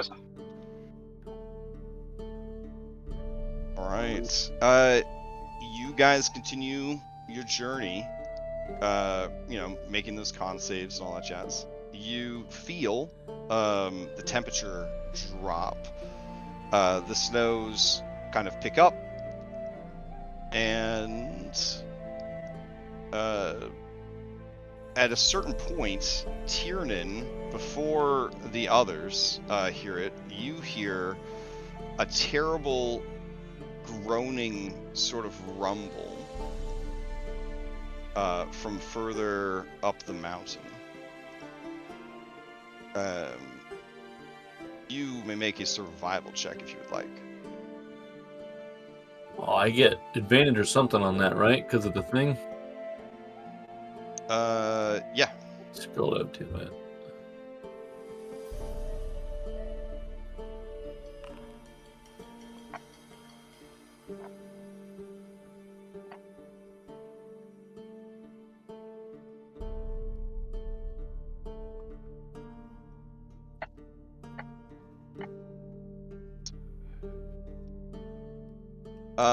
You are pretty sure there was an avalanche. Fantastic. At least it didn't happen while we were there. Alright. The sound eventually reaches the others. And you can either cue them in or they can make their own survival checks to see if they know. I'll let them know. Say, seems like that was an avalanche. Correa says, yes, it seems to be coming from the direction of the village. Excellent. We should step to it. Wait, you don't think... Yeah, I'm pretty sure. But... Alright. He says, the people of Yedrag, they deserve better than this. Yeah. I'll post the name, I guess. Here we go.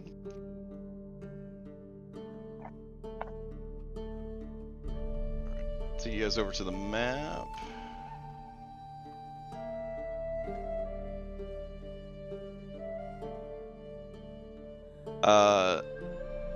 As you guys arrive, you see many Kavani,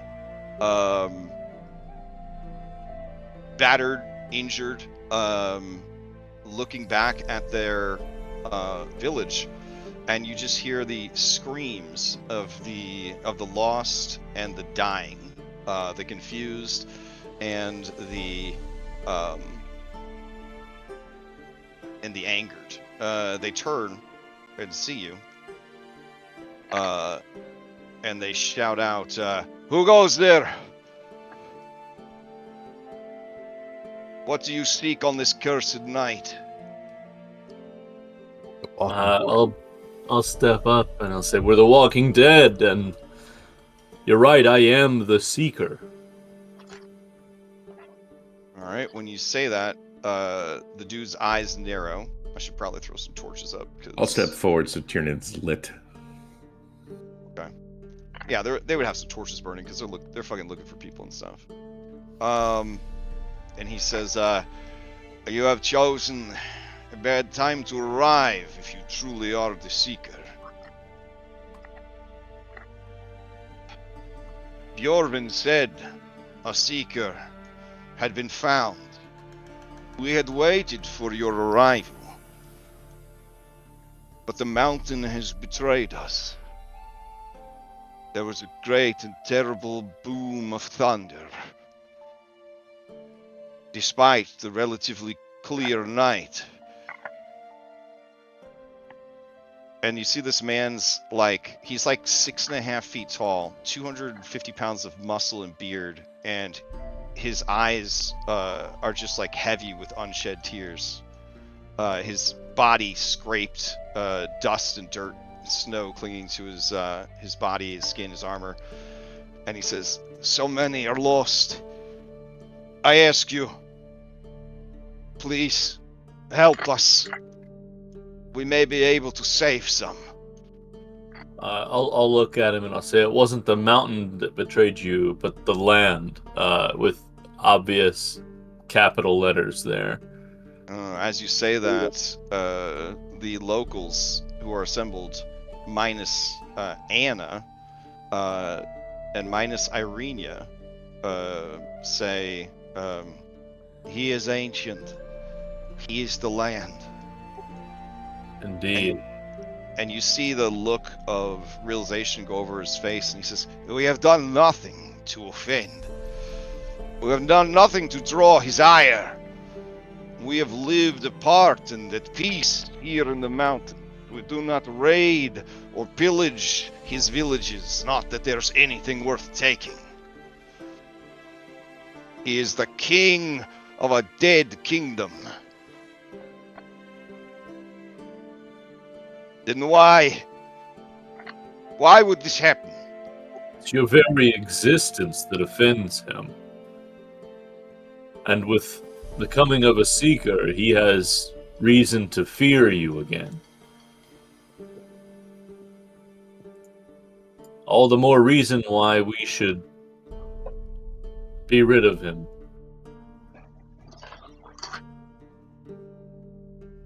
But in the meantime, we will do what we can to assist.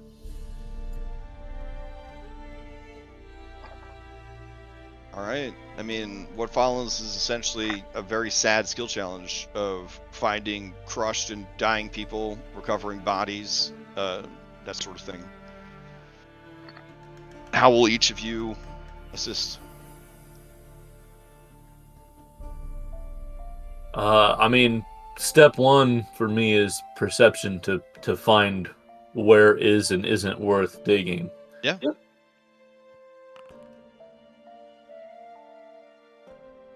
Fine. Feel like you're doing a good job of listening for people who are trapped and guiding everyone. All right. And where he points out, I will attempt at athletics, but not very great. You don't feel like, given the scope of this damage, like that's definitely going to be useful and helpful, but that's enough. I'm actually looking for a DC 20 on these. I'll burn my back's bow. What is it? That's Okay. still D10, right? Yep. All right. Let's see if I can make this a little bit better. Never mind. All right. You let it ride?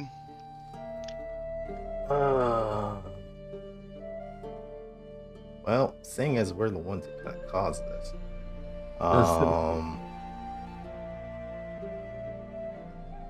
we have a crap ton of facts for advanced bows. Yeah, I'm fine with a advanced bow reroll. Or inspiration reroll, and then save the advanced bow for later. We have 19. Yeah, that's fine. Then I'll reroll that. Swear to God, this mouse is pissing me off. It only got worse. Great. Okay. All right, I guess Shane will use his sword as a lantern and attempt, since we still have advantage on my next survival, I'll use survival to try to determine the best or most likely place a body would be. All right. Out of character, if they have to do any triage, having the steady light of your sword rather than the flickering light of a torch would be fucking huge. Yeah. That is too short of what I need, Shane Masters, and he did roll it with advantage. With advantage, with the travel boon. Yeah. Oh, well, that's all I got then. All right, fair enough. Daniel, how do you assist? All right. If Daniel will grab Irenia and actually start setting up a triage area to save who we can. Okay, give me a medicine. Okay. Right. That is 3 off of the mark. Okay, I will bolster that.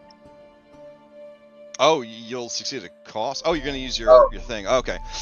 Now, Puts it at 19. now I'll succeed at a con. And succeed at cost. Okay. What a baller. Alright. Non-combat succeed at cost. Mixed up. Your lack of mental confidence puts a disadvantage to knowledge skills until the end of your next long rest. If this result occurs during a long rest or camp, you keep the effect until the end of the next long rest. Oof. Okay. Alright. And then Anna. And I use sleight of hand for rope use to help those to move rocks. Sure. That's a good idea. I'm Very not going to push nice. it. Alright. That is a success. Alright.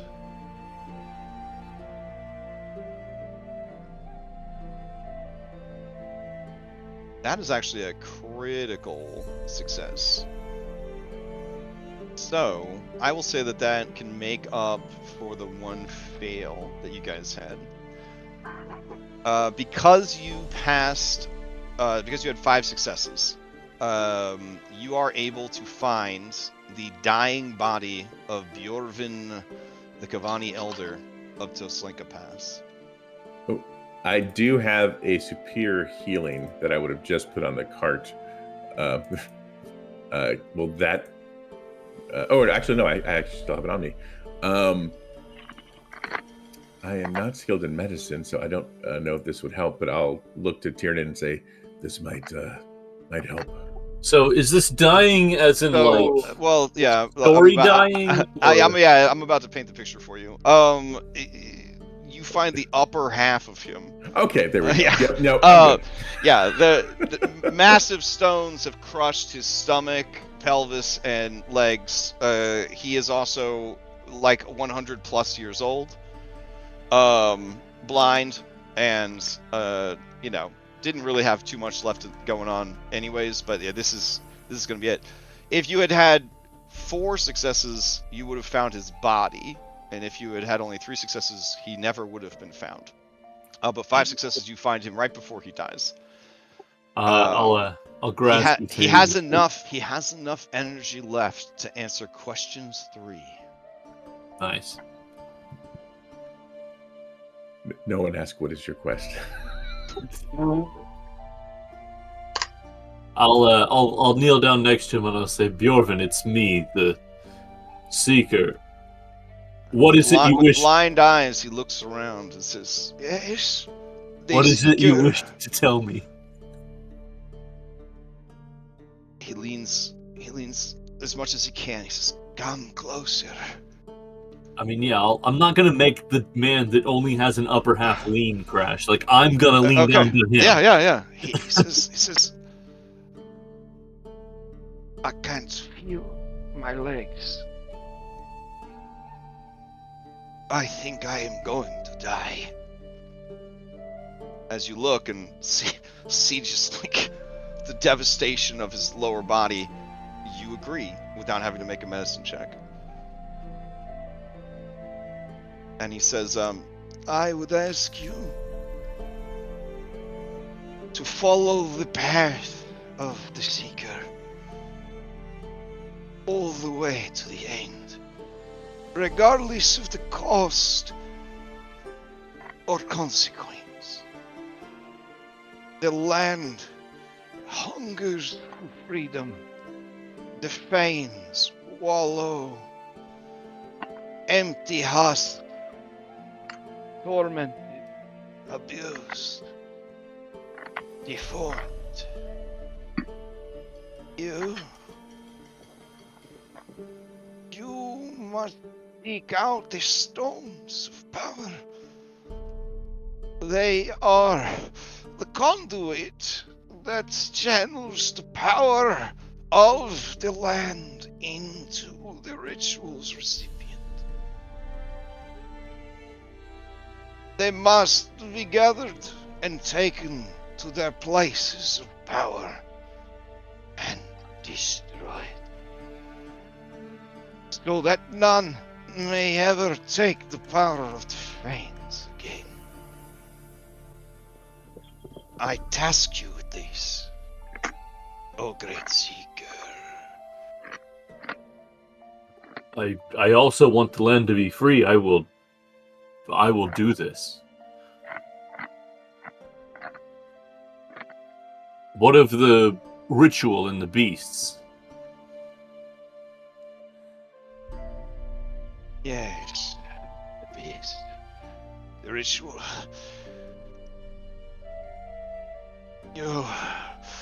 You do not know all there is. That is correct. Correct? Yes, of course. I have told few the secrets because he watches always. He is always watching.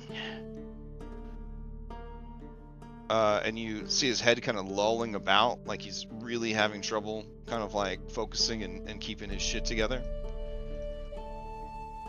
Hey, you must find the spear, the blood spear of Kavan.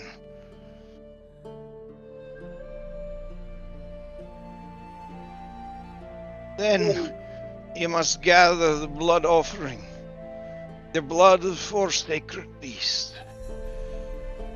Moose, fish, bear, bird. Once you have the blood of these beasts, you can create the reagents for the ritual. You must create a ritual skull. Dry the blood to powder and burn a small portion in the skull at each site of power with the stone scented. The famed forest, the huntress, she of summer and fire. You must prove your strength as seeker and defeat a beast within the circle using only the seeker's dagger. None may aid you. If you live, then you will succeed in breaking the bindings of the forest. And he smiles with just blood gushing from his teeth. Simple enough, yes. Oh, couldn't have been simpler. The fane of the mountains. The soul of winter.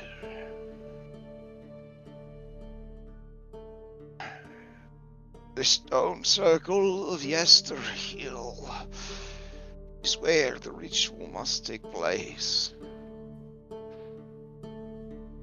You will enter the memories of the Kavani people and learn our history, our secrets. If you survive this dream journey, you will return wiser, stronger. And if you fail, your soul will be forfeit.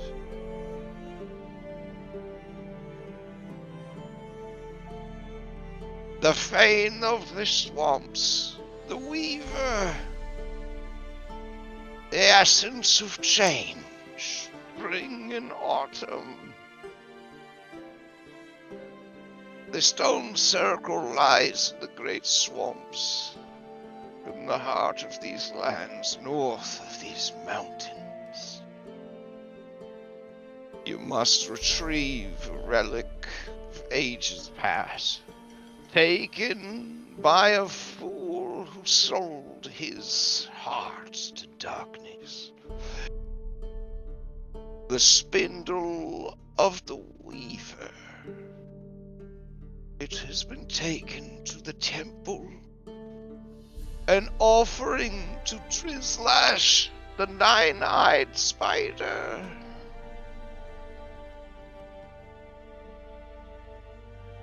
Return it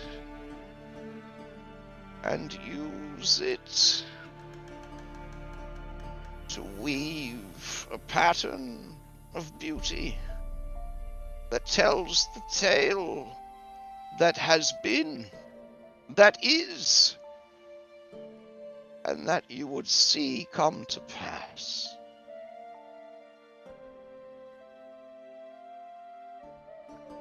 And you could see like the blood is starting to kind of gush from his mouth, and his breathing is like kind of shutting down. You get one more question out of him.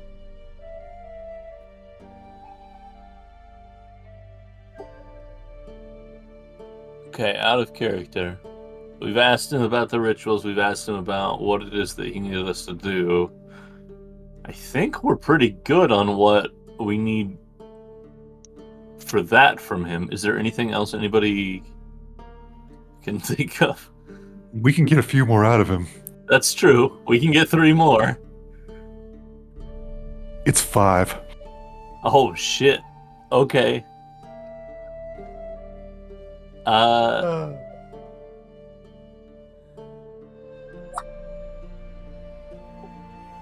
any ideas for questions then?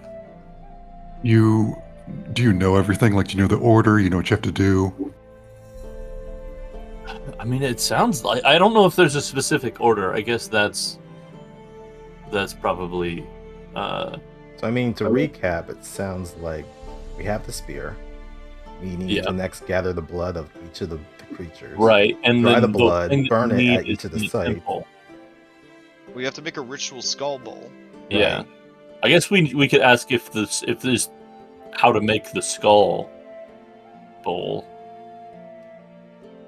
Yeah. Okay. Like if it needs to be something specific. How do we craft the ritual skull bowl?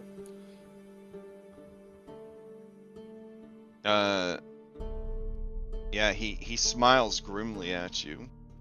And he says, "It requires the skull of one who was favored by the Fanes, who was true to the land. How fortunate for you. That one else, I'll bet you now. Perhaps in death I can prove of use. One last time."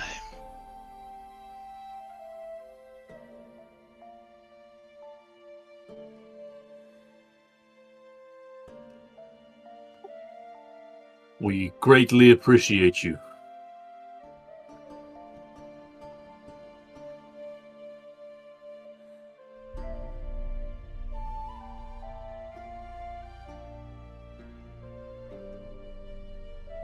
And with that, he fucking dies.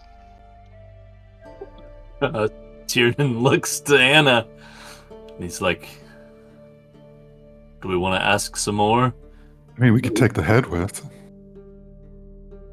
Do we want to ask...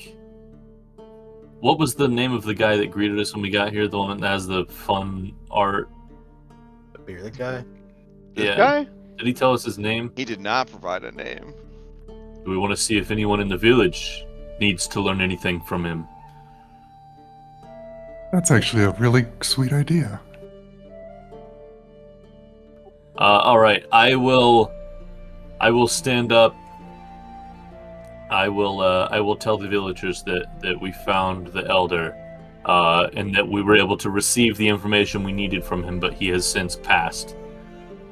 I'll fill them in that we will need to make a ritual bowl out of his skull. But I will say, before we do so... When you say it, they are completely nonplussed. Oh yeah, like, I figured. Yeah. They're like, of course. Like, why wouldn't you?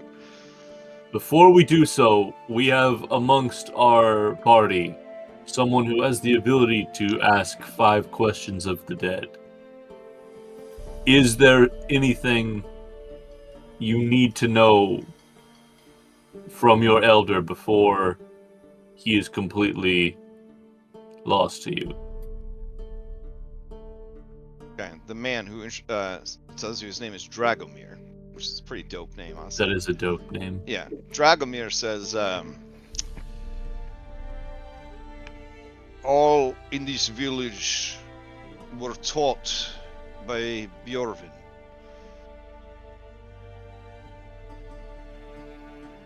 He is the oldest among us. He told us the days preceding these terrible events that we should expect a seeker, an outsider, a man forged in fire, whose hair reflects those origins. He nods to you, Tiernan. He has told us all we need to know. I would not burden him with any more questions, for they are too heavy and too great for any man to answer. What do we do now? Where do we go? Do we rebuild? We wander. If the giants discover our weakened state, they will be upon us to raid and pillage. You are Kavani. You could join your cousins in the north. Oof. He makes his face like you poop in his mouth a little bit. And he says, they are soft and foolish. They need a backbone. They need something to strengthen them. This woman says, Pater, there are still those we sent to the temple who have not returned. Surely we can stay long enough for them to return. It should only be a few more days. And he says, they sought their spirit quest. They knew the risks when they took it upon themselves. Well, ain't But you perhaps fortunate we're heading you're up right. that way. We are venturing in that direction. We could keep an eye out for it. That place is cursed. Yes. As for the giant problem, they're what, up the mountain as well? They are everywhere, it feels. They are too disorganized to have a village of their own. They attempted it once, but the Dark Lord destroyed their settlement. Now they roam alone or in packs, pillaging, eating, living like animals. We knew a giant. One such giant. Once.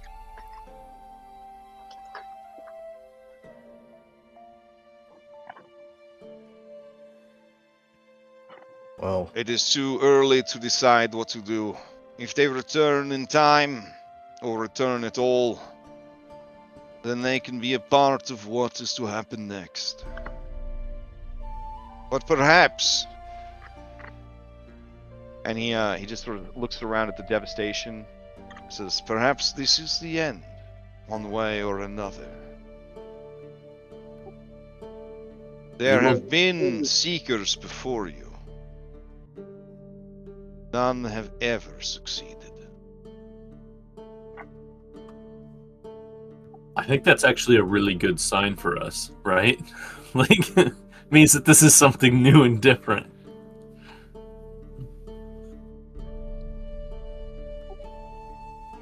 We will stop back here on our way down the mountain, if we're able.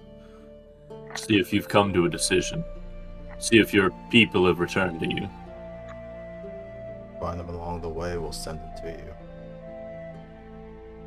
What is it they were seeking at the temple? The girl, the spunky Kavani girl, she kind of jumps in and says, "They were going on a spirit quest to attain great power as Kavani warriors." The man looks at her like, "We don't talk about business with strangers." But then he's like, he's also just like, we don't have anything left. Just fuck it. And she says, she looks tentatively at her father. She says, "I can show you the path that is walked by Kavani aspirants who seek the temple. It will keep you from the gaze of the ghost dragon." Yeah, that's gonna be a problem because we need to go find that thing too. I mean. Well, if you still want to we come, seek to slay the dragon. The armor motions. It does the hand signal for hero huddle. It does the hand signal for hero huddle. All right. Okay. a moment. Okay. And just imagine it, but like, it's Van Richten, but he's inside like a tin can. I don't use any voice changing stuff, but that's what he said. And he says, "This could be very good. There is no reason to push ourselves any further into a battle that can be avoided. There could be powerful magics and artifacts inside the temple." You think we should power up before we face the Dracolich? Yes. Do you think the temple's not more dangerous than the Dracolich, and the Dracolich might instead power us up for the temple? I will confess, I have not fought a dragon ever. That is why I am as old as I am. All of the stories and the research I've made, you do not fight a dragon outdoors. There is no option, though, for that is where the creature is found. Do you think my advice is to take up this offer, walk this aspirant's path, and then deal with the dragon when our business at the temple is done? Casimir, who really likes Van Richten's vibe, he just nods inside his bundle of everything and says, I mean, it's not a terrible plan, I don't think. Yeah, and if we, but I mean, Savid, who hasn't said a single thing this whole journey, he's a real quiet dude. He says, "There's the issue, though. Walking a path is something the Kavani take very seriously, and it is not the same as traveling down the road or across the street. This path of the aspirant could be a test, a challenge in its own right, and present dangers different from the dragon that we would face in addition to the dragon. You should get more information before jumping in to such a commitment."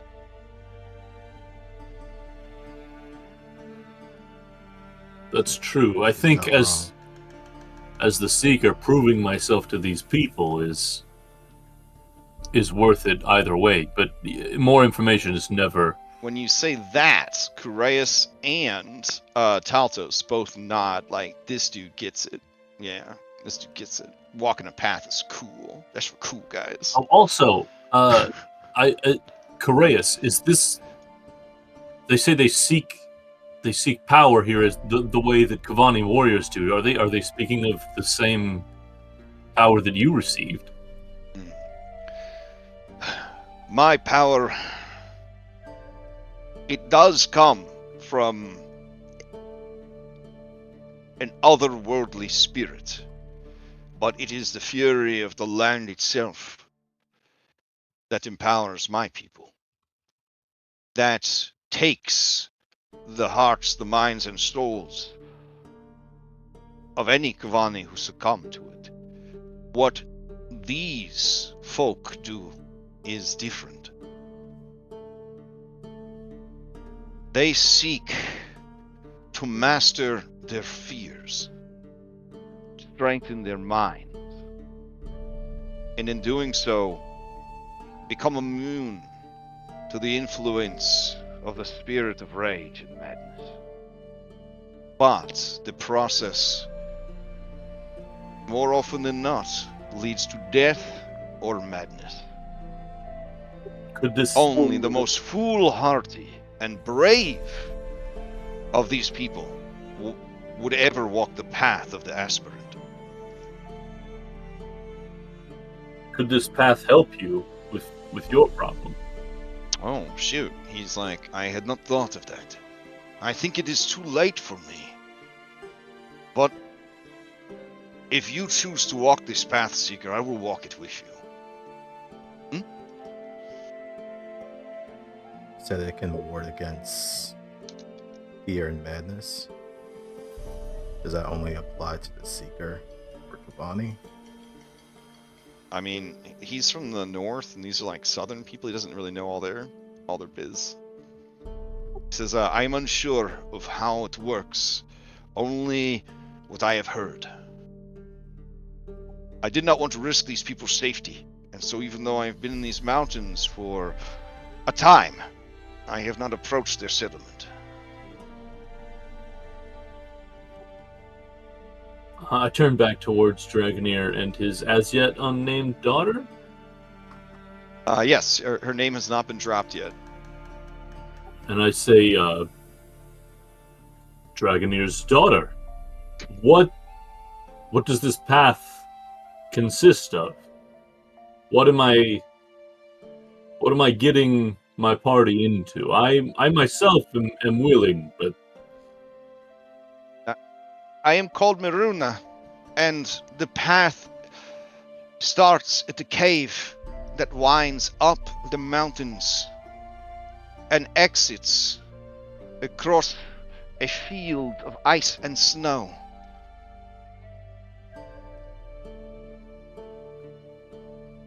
On the other side lies the temple's ruins.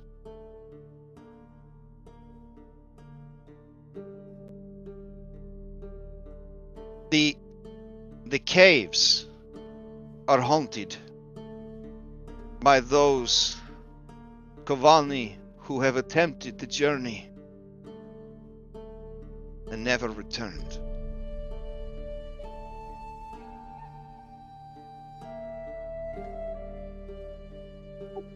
so the path gets more difficult to walk with each one who fails it. Yes, but some still attempted.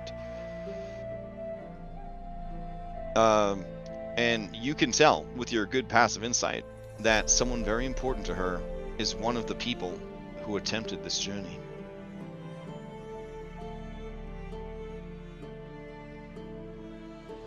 Very important to her as in like a mother, or very important to her as in like Oh, A like boy. a friend, a sibling, a lover, like someone, you know.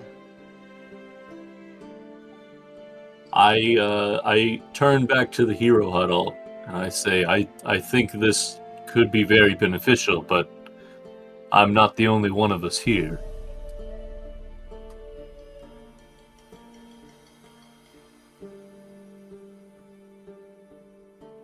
They will listen to you. Would all of these with me be permitted upon the path as well? Dragomir, he grumbles and he says, your lives are your own, and your path yours to walk. And if you feel this is the way that the Seeker must journey, I would not stop you. There is nothing you can do to these ancient caves that would change anything. And would you permit your daughter to guide us? Oof. Oof. I mean, she already offered. I'm just I know, but he's lost so much tonight. yeah. He says, I have lost so much tonight. I lost my wife 2 winters ago. But I am old. And I believe that our time is growing short. We as a people And this land.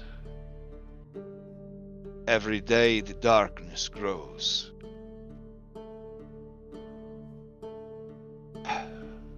Miruna,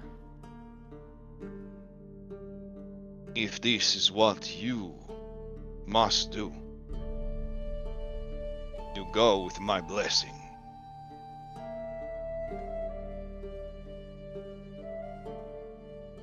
And she holds back tears, clenches her jaw, and nods. Then I will. And not just to try and save Harold. And she blushes when she says that. Ah.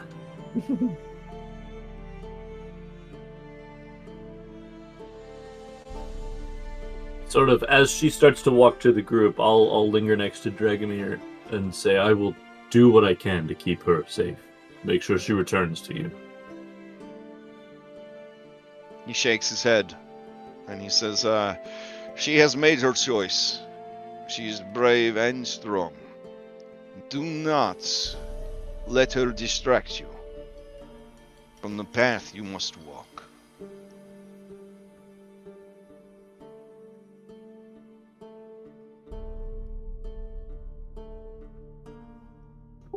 Safeguarding the people of this land isn't a distraction, it's my purpose. But I will keep in mind what you say.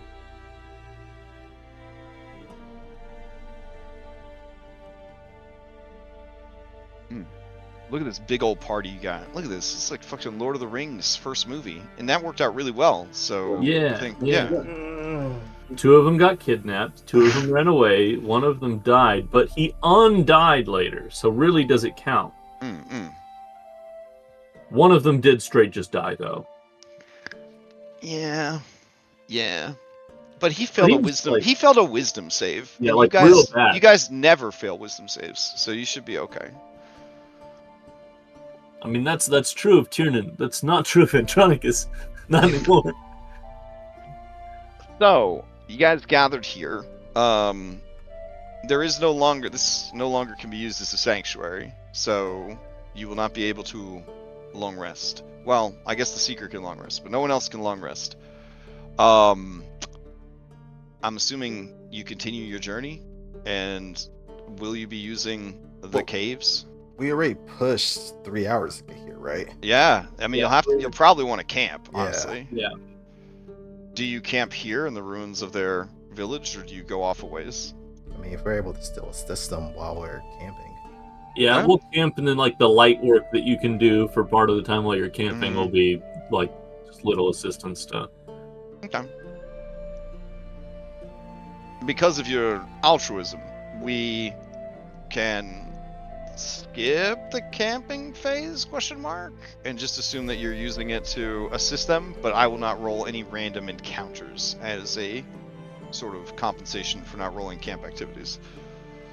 You would still only gain the benefits of a short rest / well, yeah, refreshing your sleep timer. All right. Okie doke. Anything that you guys do before you head out? I'm trying to dig out the maps that I'm gonna need.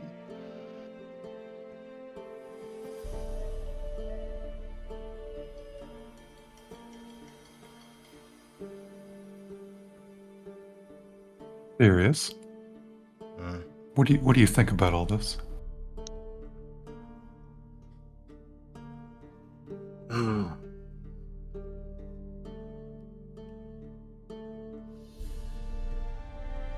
Is this a conversation that's taking place like within earshot of people, or? Nah, well, like she just assumes Tiernan's going to hear everything that we talk about, so. Getting used to that reality, yeah. That's a fair point. He's more concerned about Bonnie. Oh, then she doesn't want to have the Kavani hear what's going on. Yeah. Well, pretty sure what we said to him was the cause of all this. So that's that's definitely on us. Was it wrong? No. I mean, we told him what he actually needed to hear. I mean, he told us himself that his involvement has been the whole reason that this thing just keeps happening and happening and happening. So, I mean, if he wanted to continue to stick himself into this, it's just going to keep being a repeat. And honestly, if he's looking just for mindless slaves, which I think is probably what he wanted, then I don't think that was going to be any better. How he responded, I don't know. I mean, I can say all the shit I want, but at the end of the day, this is still his place.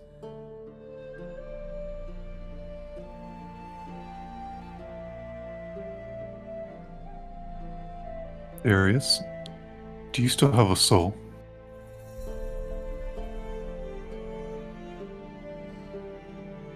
Man.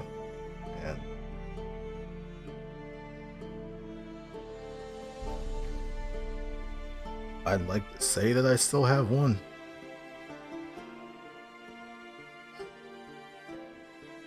With everything that's happened, I don't know. So much has kind of changed from, us coming to this place. I definitely feel like it's been chipped away at, but I'd like to think it's still there to an extent.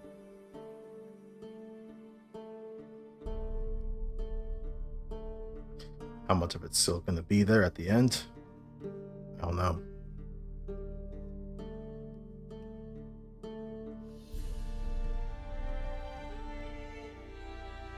Gives you a hug. That's it. She looks at it, Anna is like, huh, wasn't expecting that. What brought this up?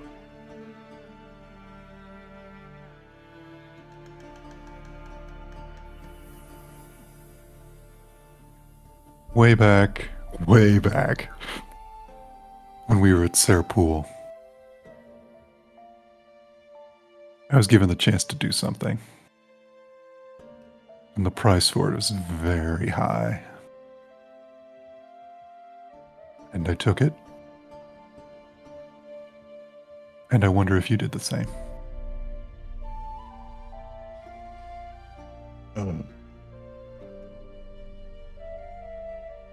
That's all.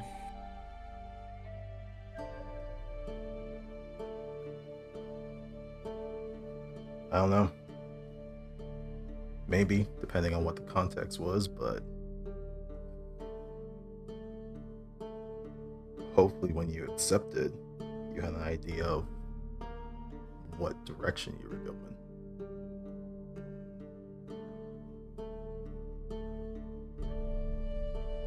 The path has changed so much since we started this journey, don't you think?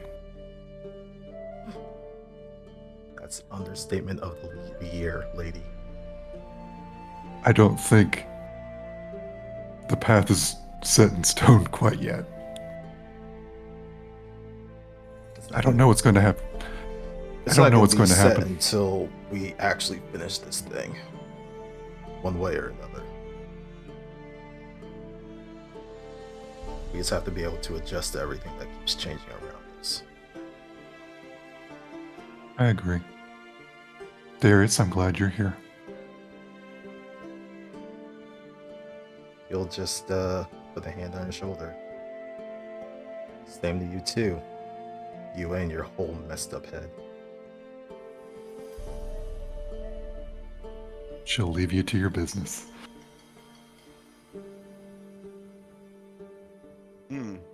Okay.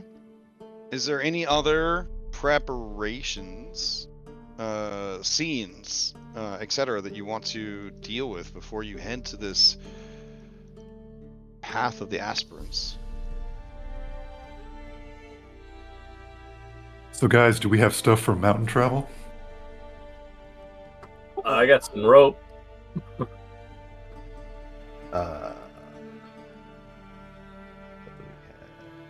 Do we have a climber's kit? I could have sworn there was one that was somewhere.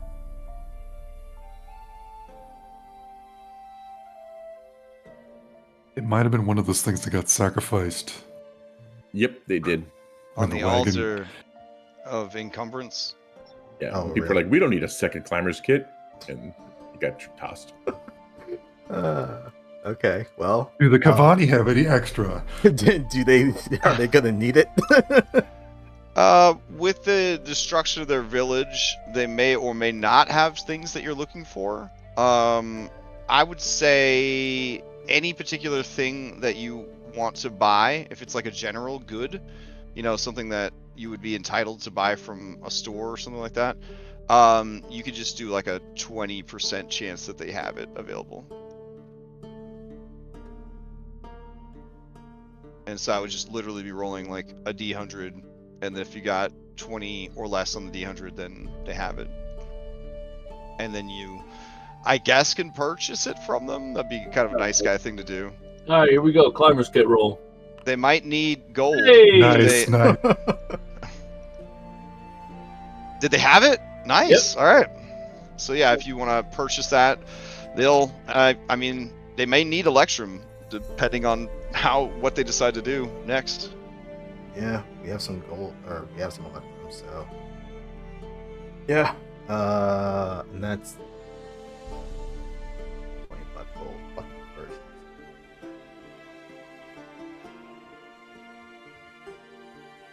That's 50 electrum? Is it twice? Twice the Yeah. gold amount? Okay. Mm-hmm.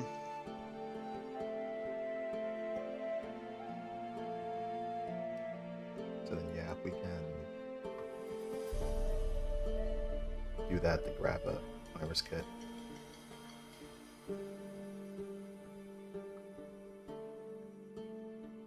Do we need more than one is the question. But I don't know, survival guys. Do we need more than one?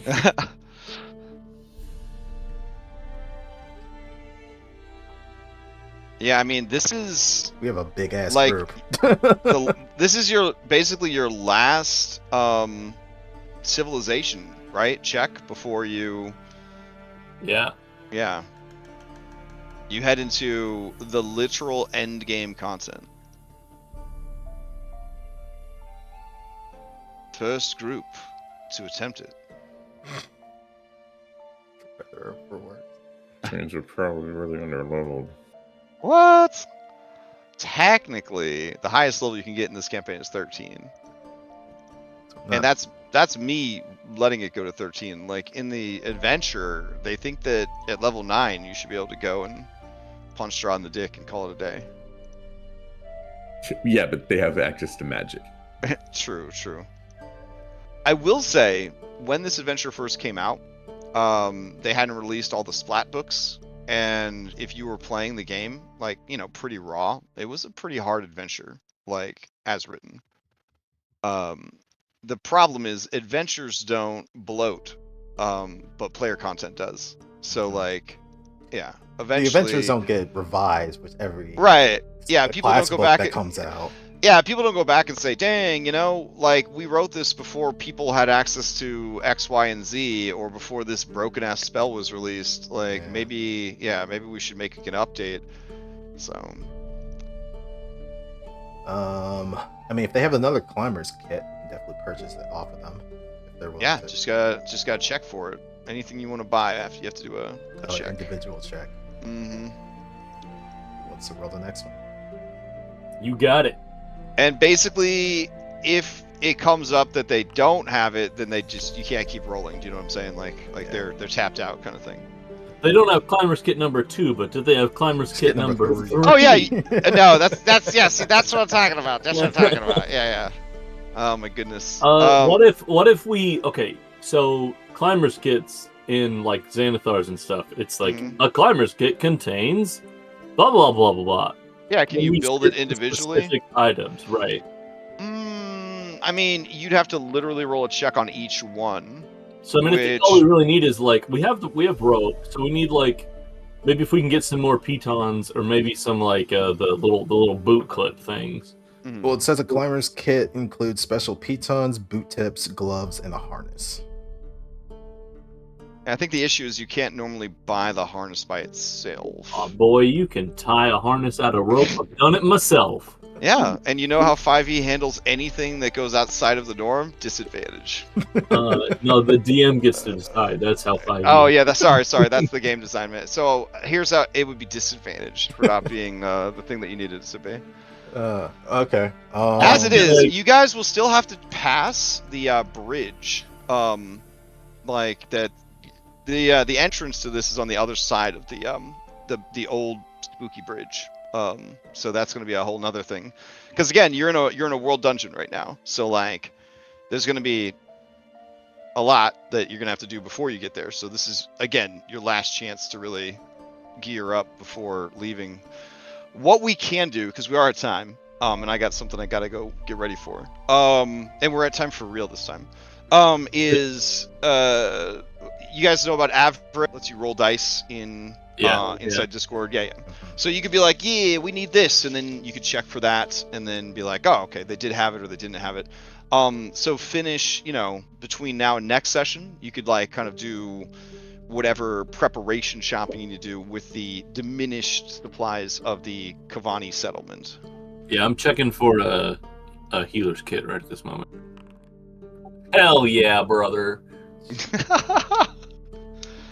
Fucking Man, your ability to roll low, have you considered playing Dragonbane? Like, Dragonbane is all about rolling low. You want them natty ones.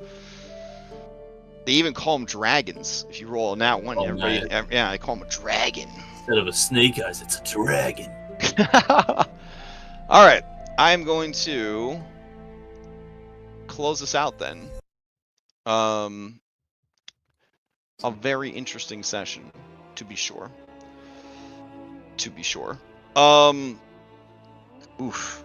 All right. I'm excited for next week. You're the first group to do any of this content, so we'll see how it unwinds and unfolds and all that jazz. Quick announcements: we got Mythic Odyssey tonight. Normal schedule for everything else. We did character building offline for Tales from the Loop, and it's pretty awesome. Like I'm actually very excited about it. It's a very very cool little TTRPG that we're going to be playing in June. I don't think we're going to have time to play it until June, but we made characters for it, and that alone was very fun and exciting. So I've heard good things about Tales. Oh yeah, it looks so fun. Like I'm very excited about my character, about everyone else's characters, about the things we're gonna get up to. I'm hooked, and I haven't even started playing yet, so I'm very excited about that. We will be running Dragonbane on Sundays until we finish the beginner box, or until people are not interested in playing it anymore, which could happen sooner than later, because it's kind of a ball buster of a TTRPG. So that'll be starting next Sunday. And if you are interested, there is a little bit of a wait list, but not really. Like all the people I put on the wait list actually can't play, so there's definitely room if anybody wants to give it a shot. And that's all I got. Anybody have any quick announcements before we adjourn? Nope. All right. I'm gonna go make 10 different dishes in 1 hour. See you later. Thanks for running. Yep. And bye. happy Mother's Day to anyone who is celebrating. Catch you next time.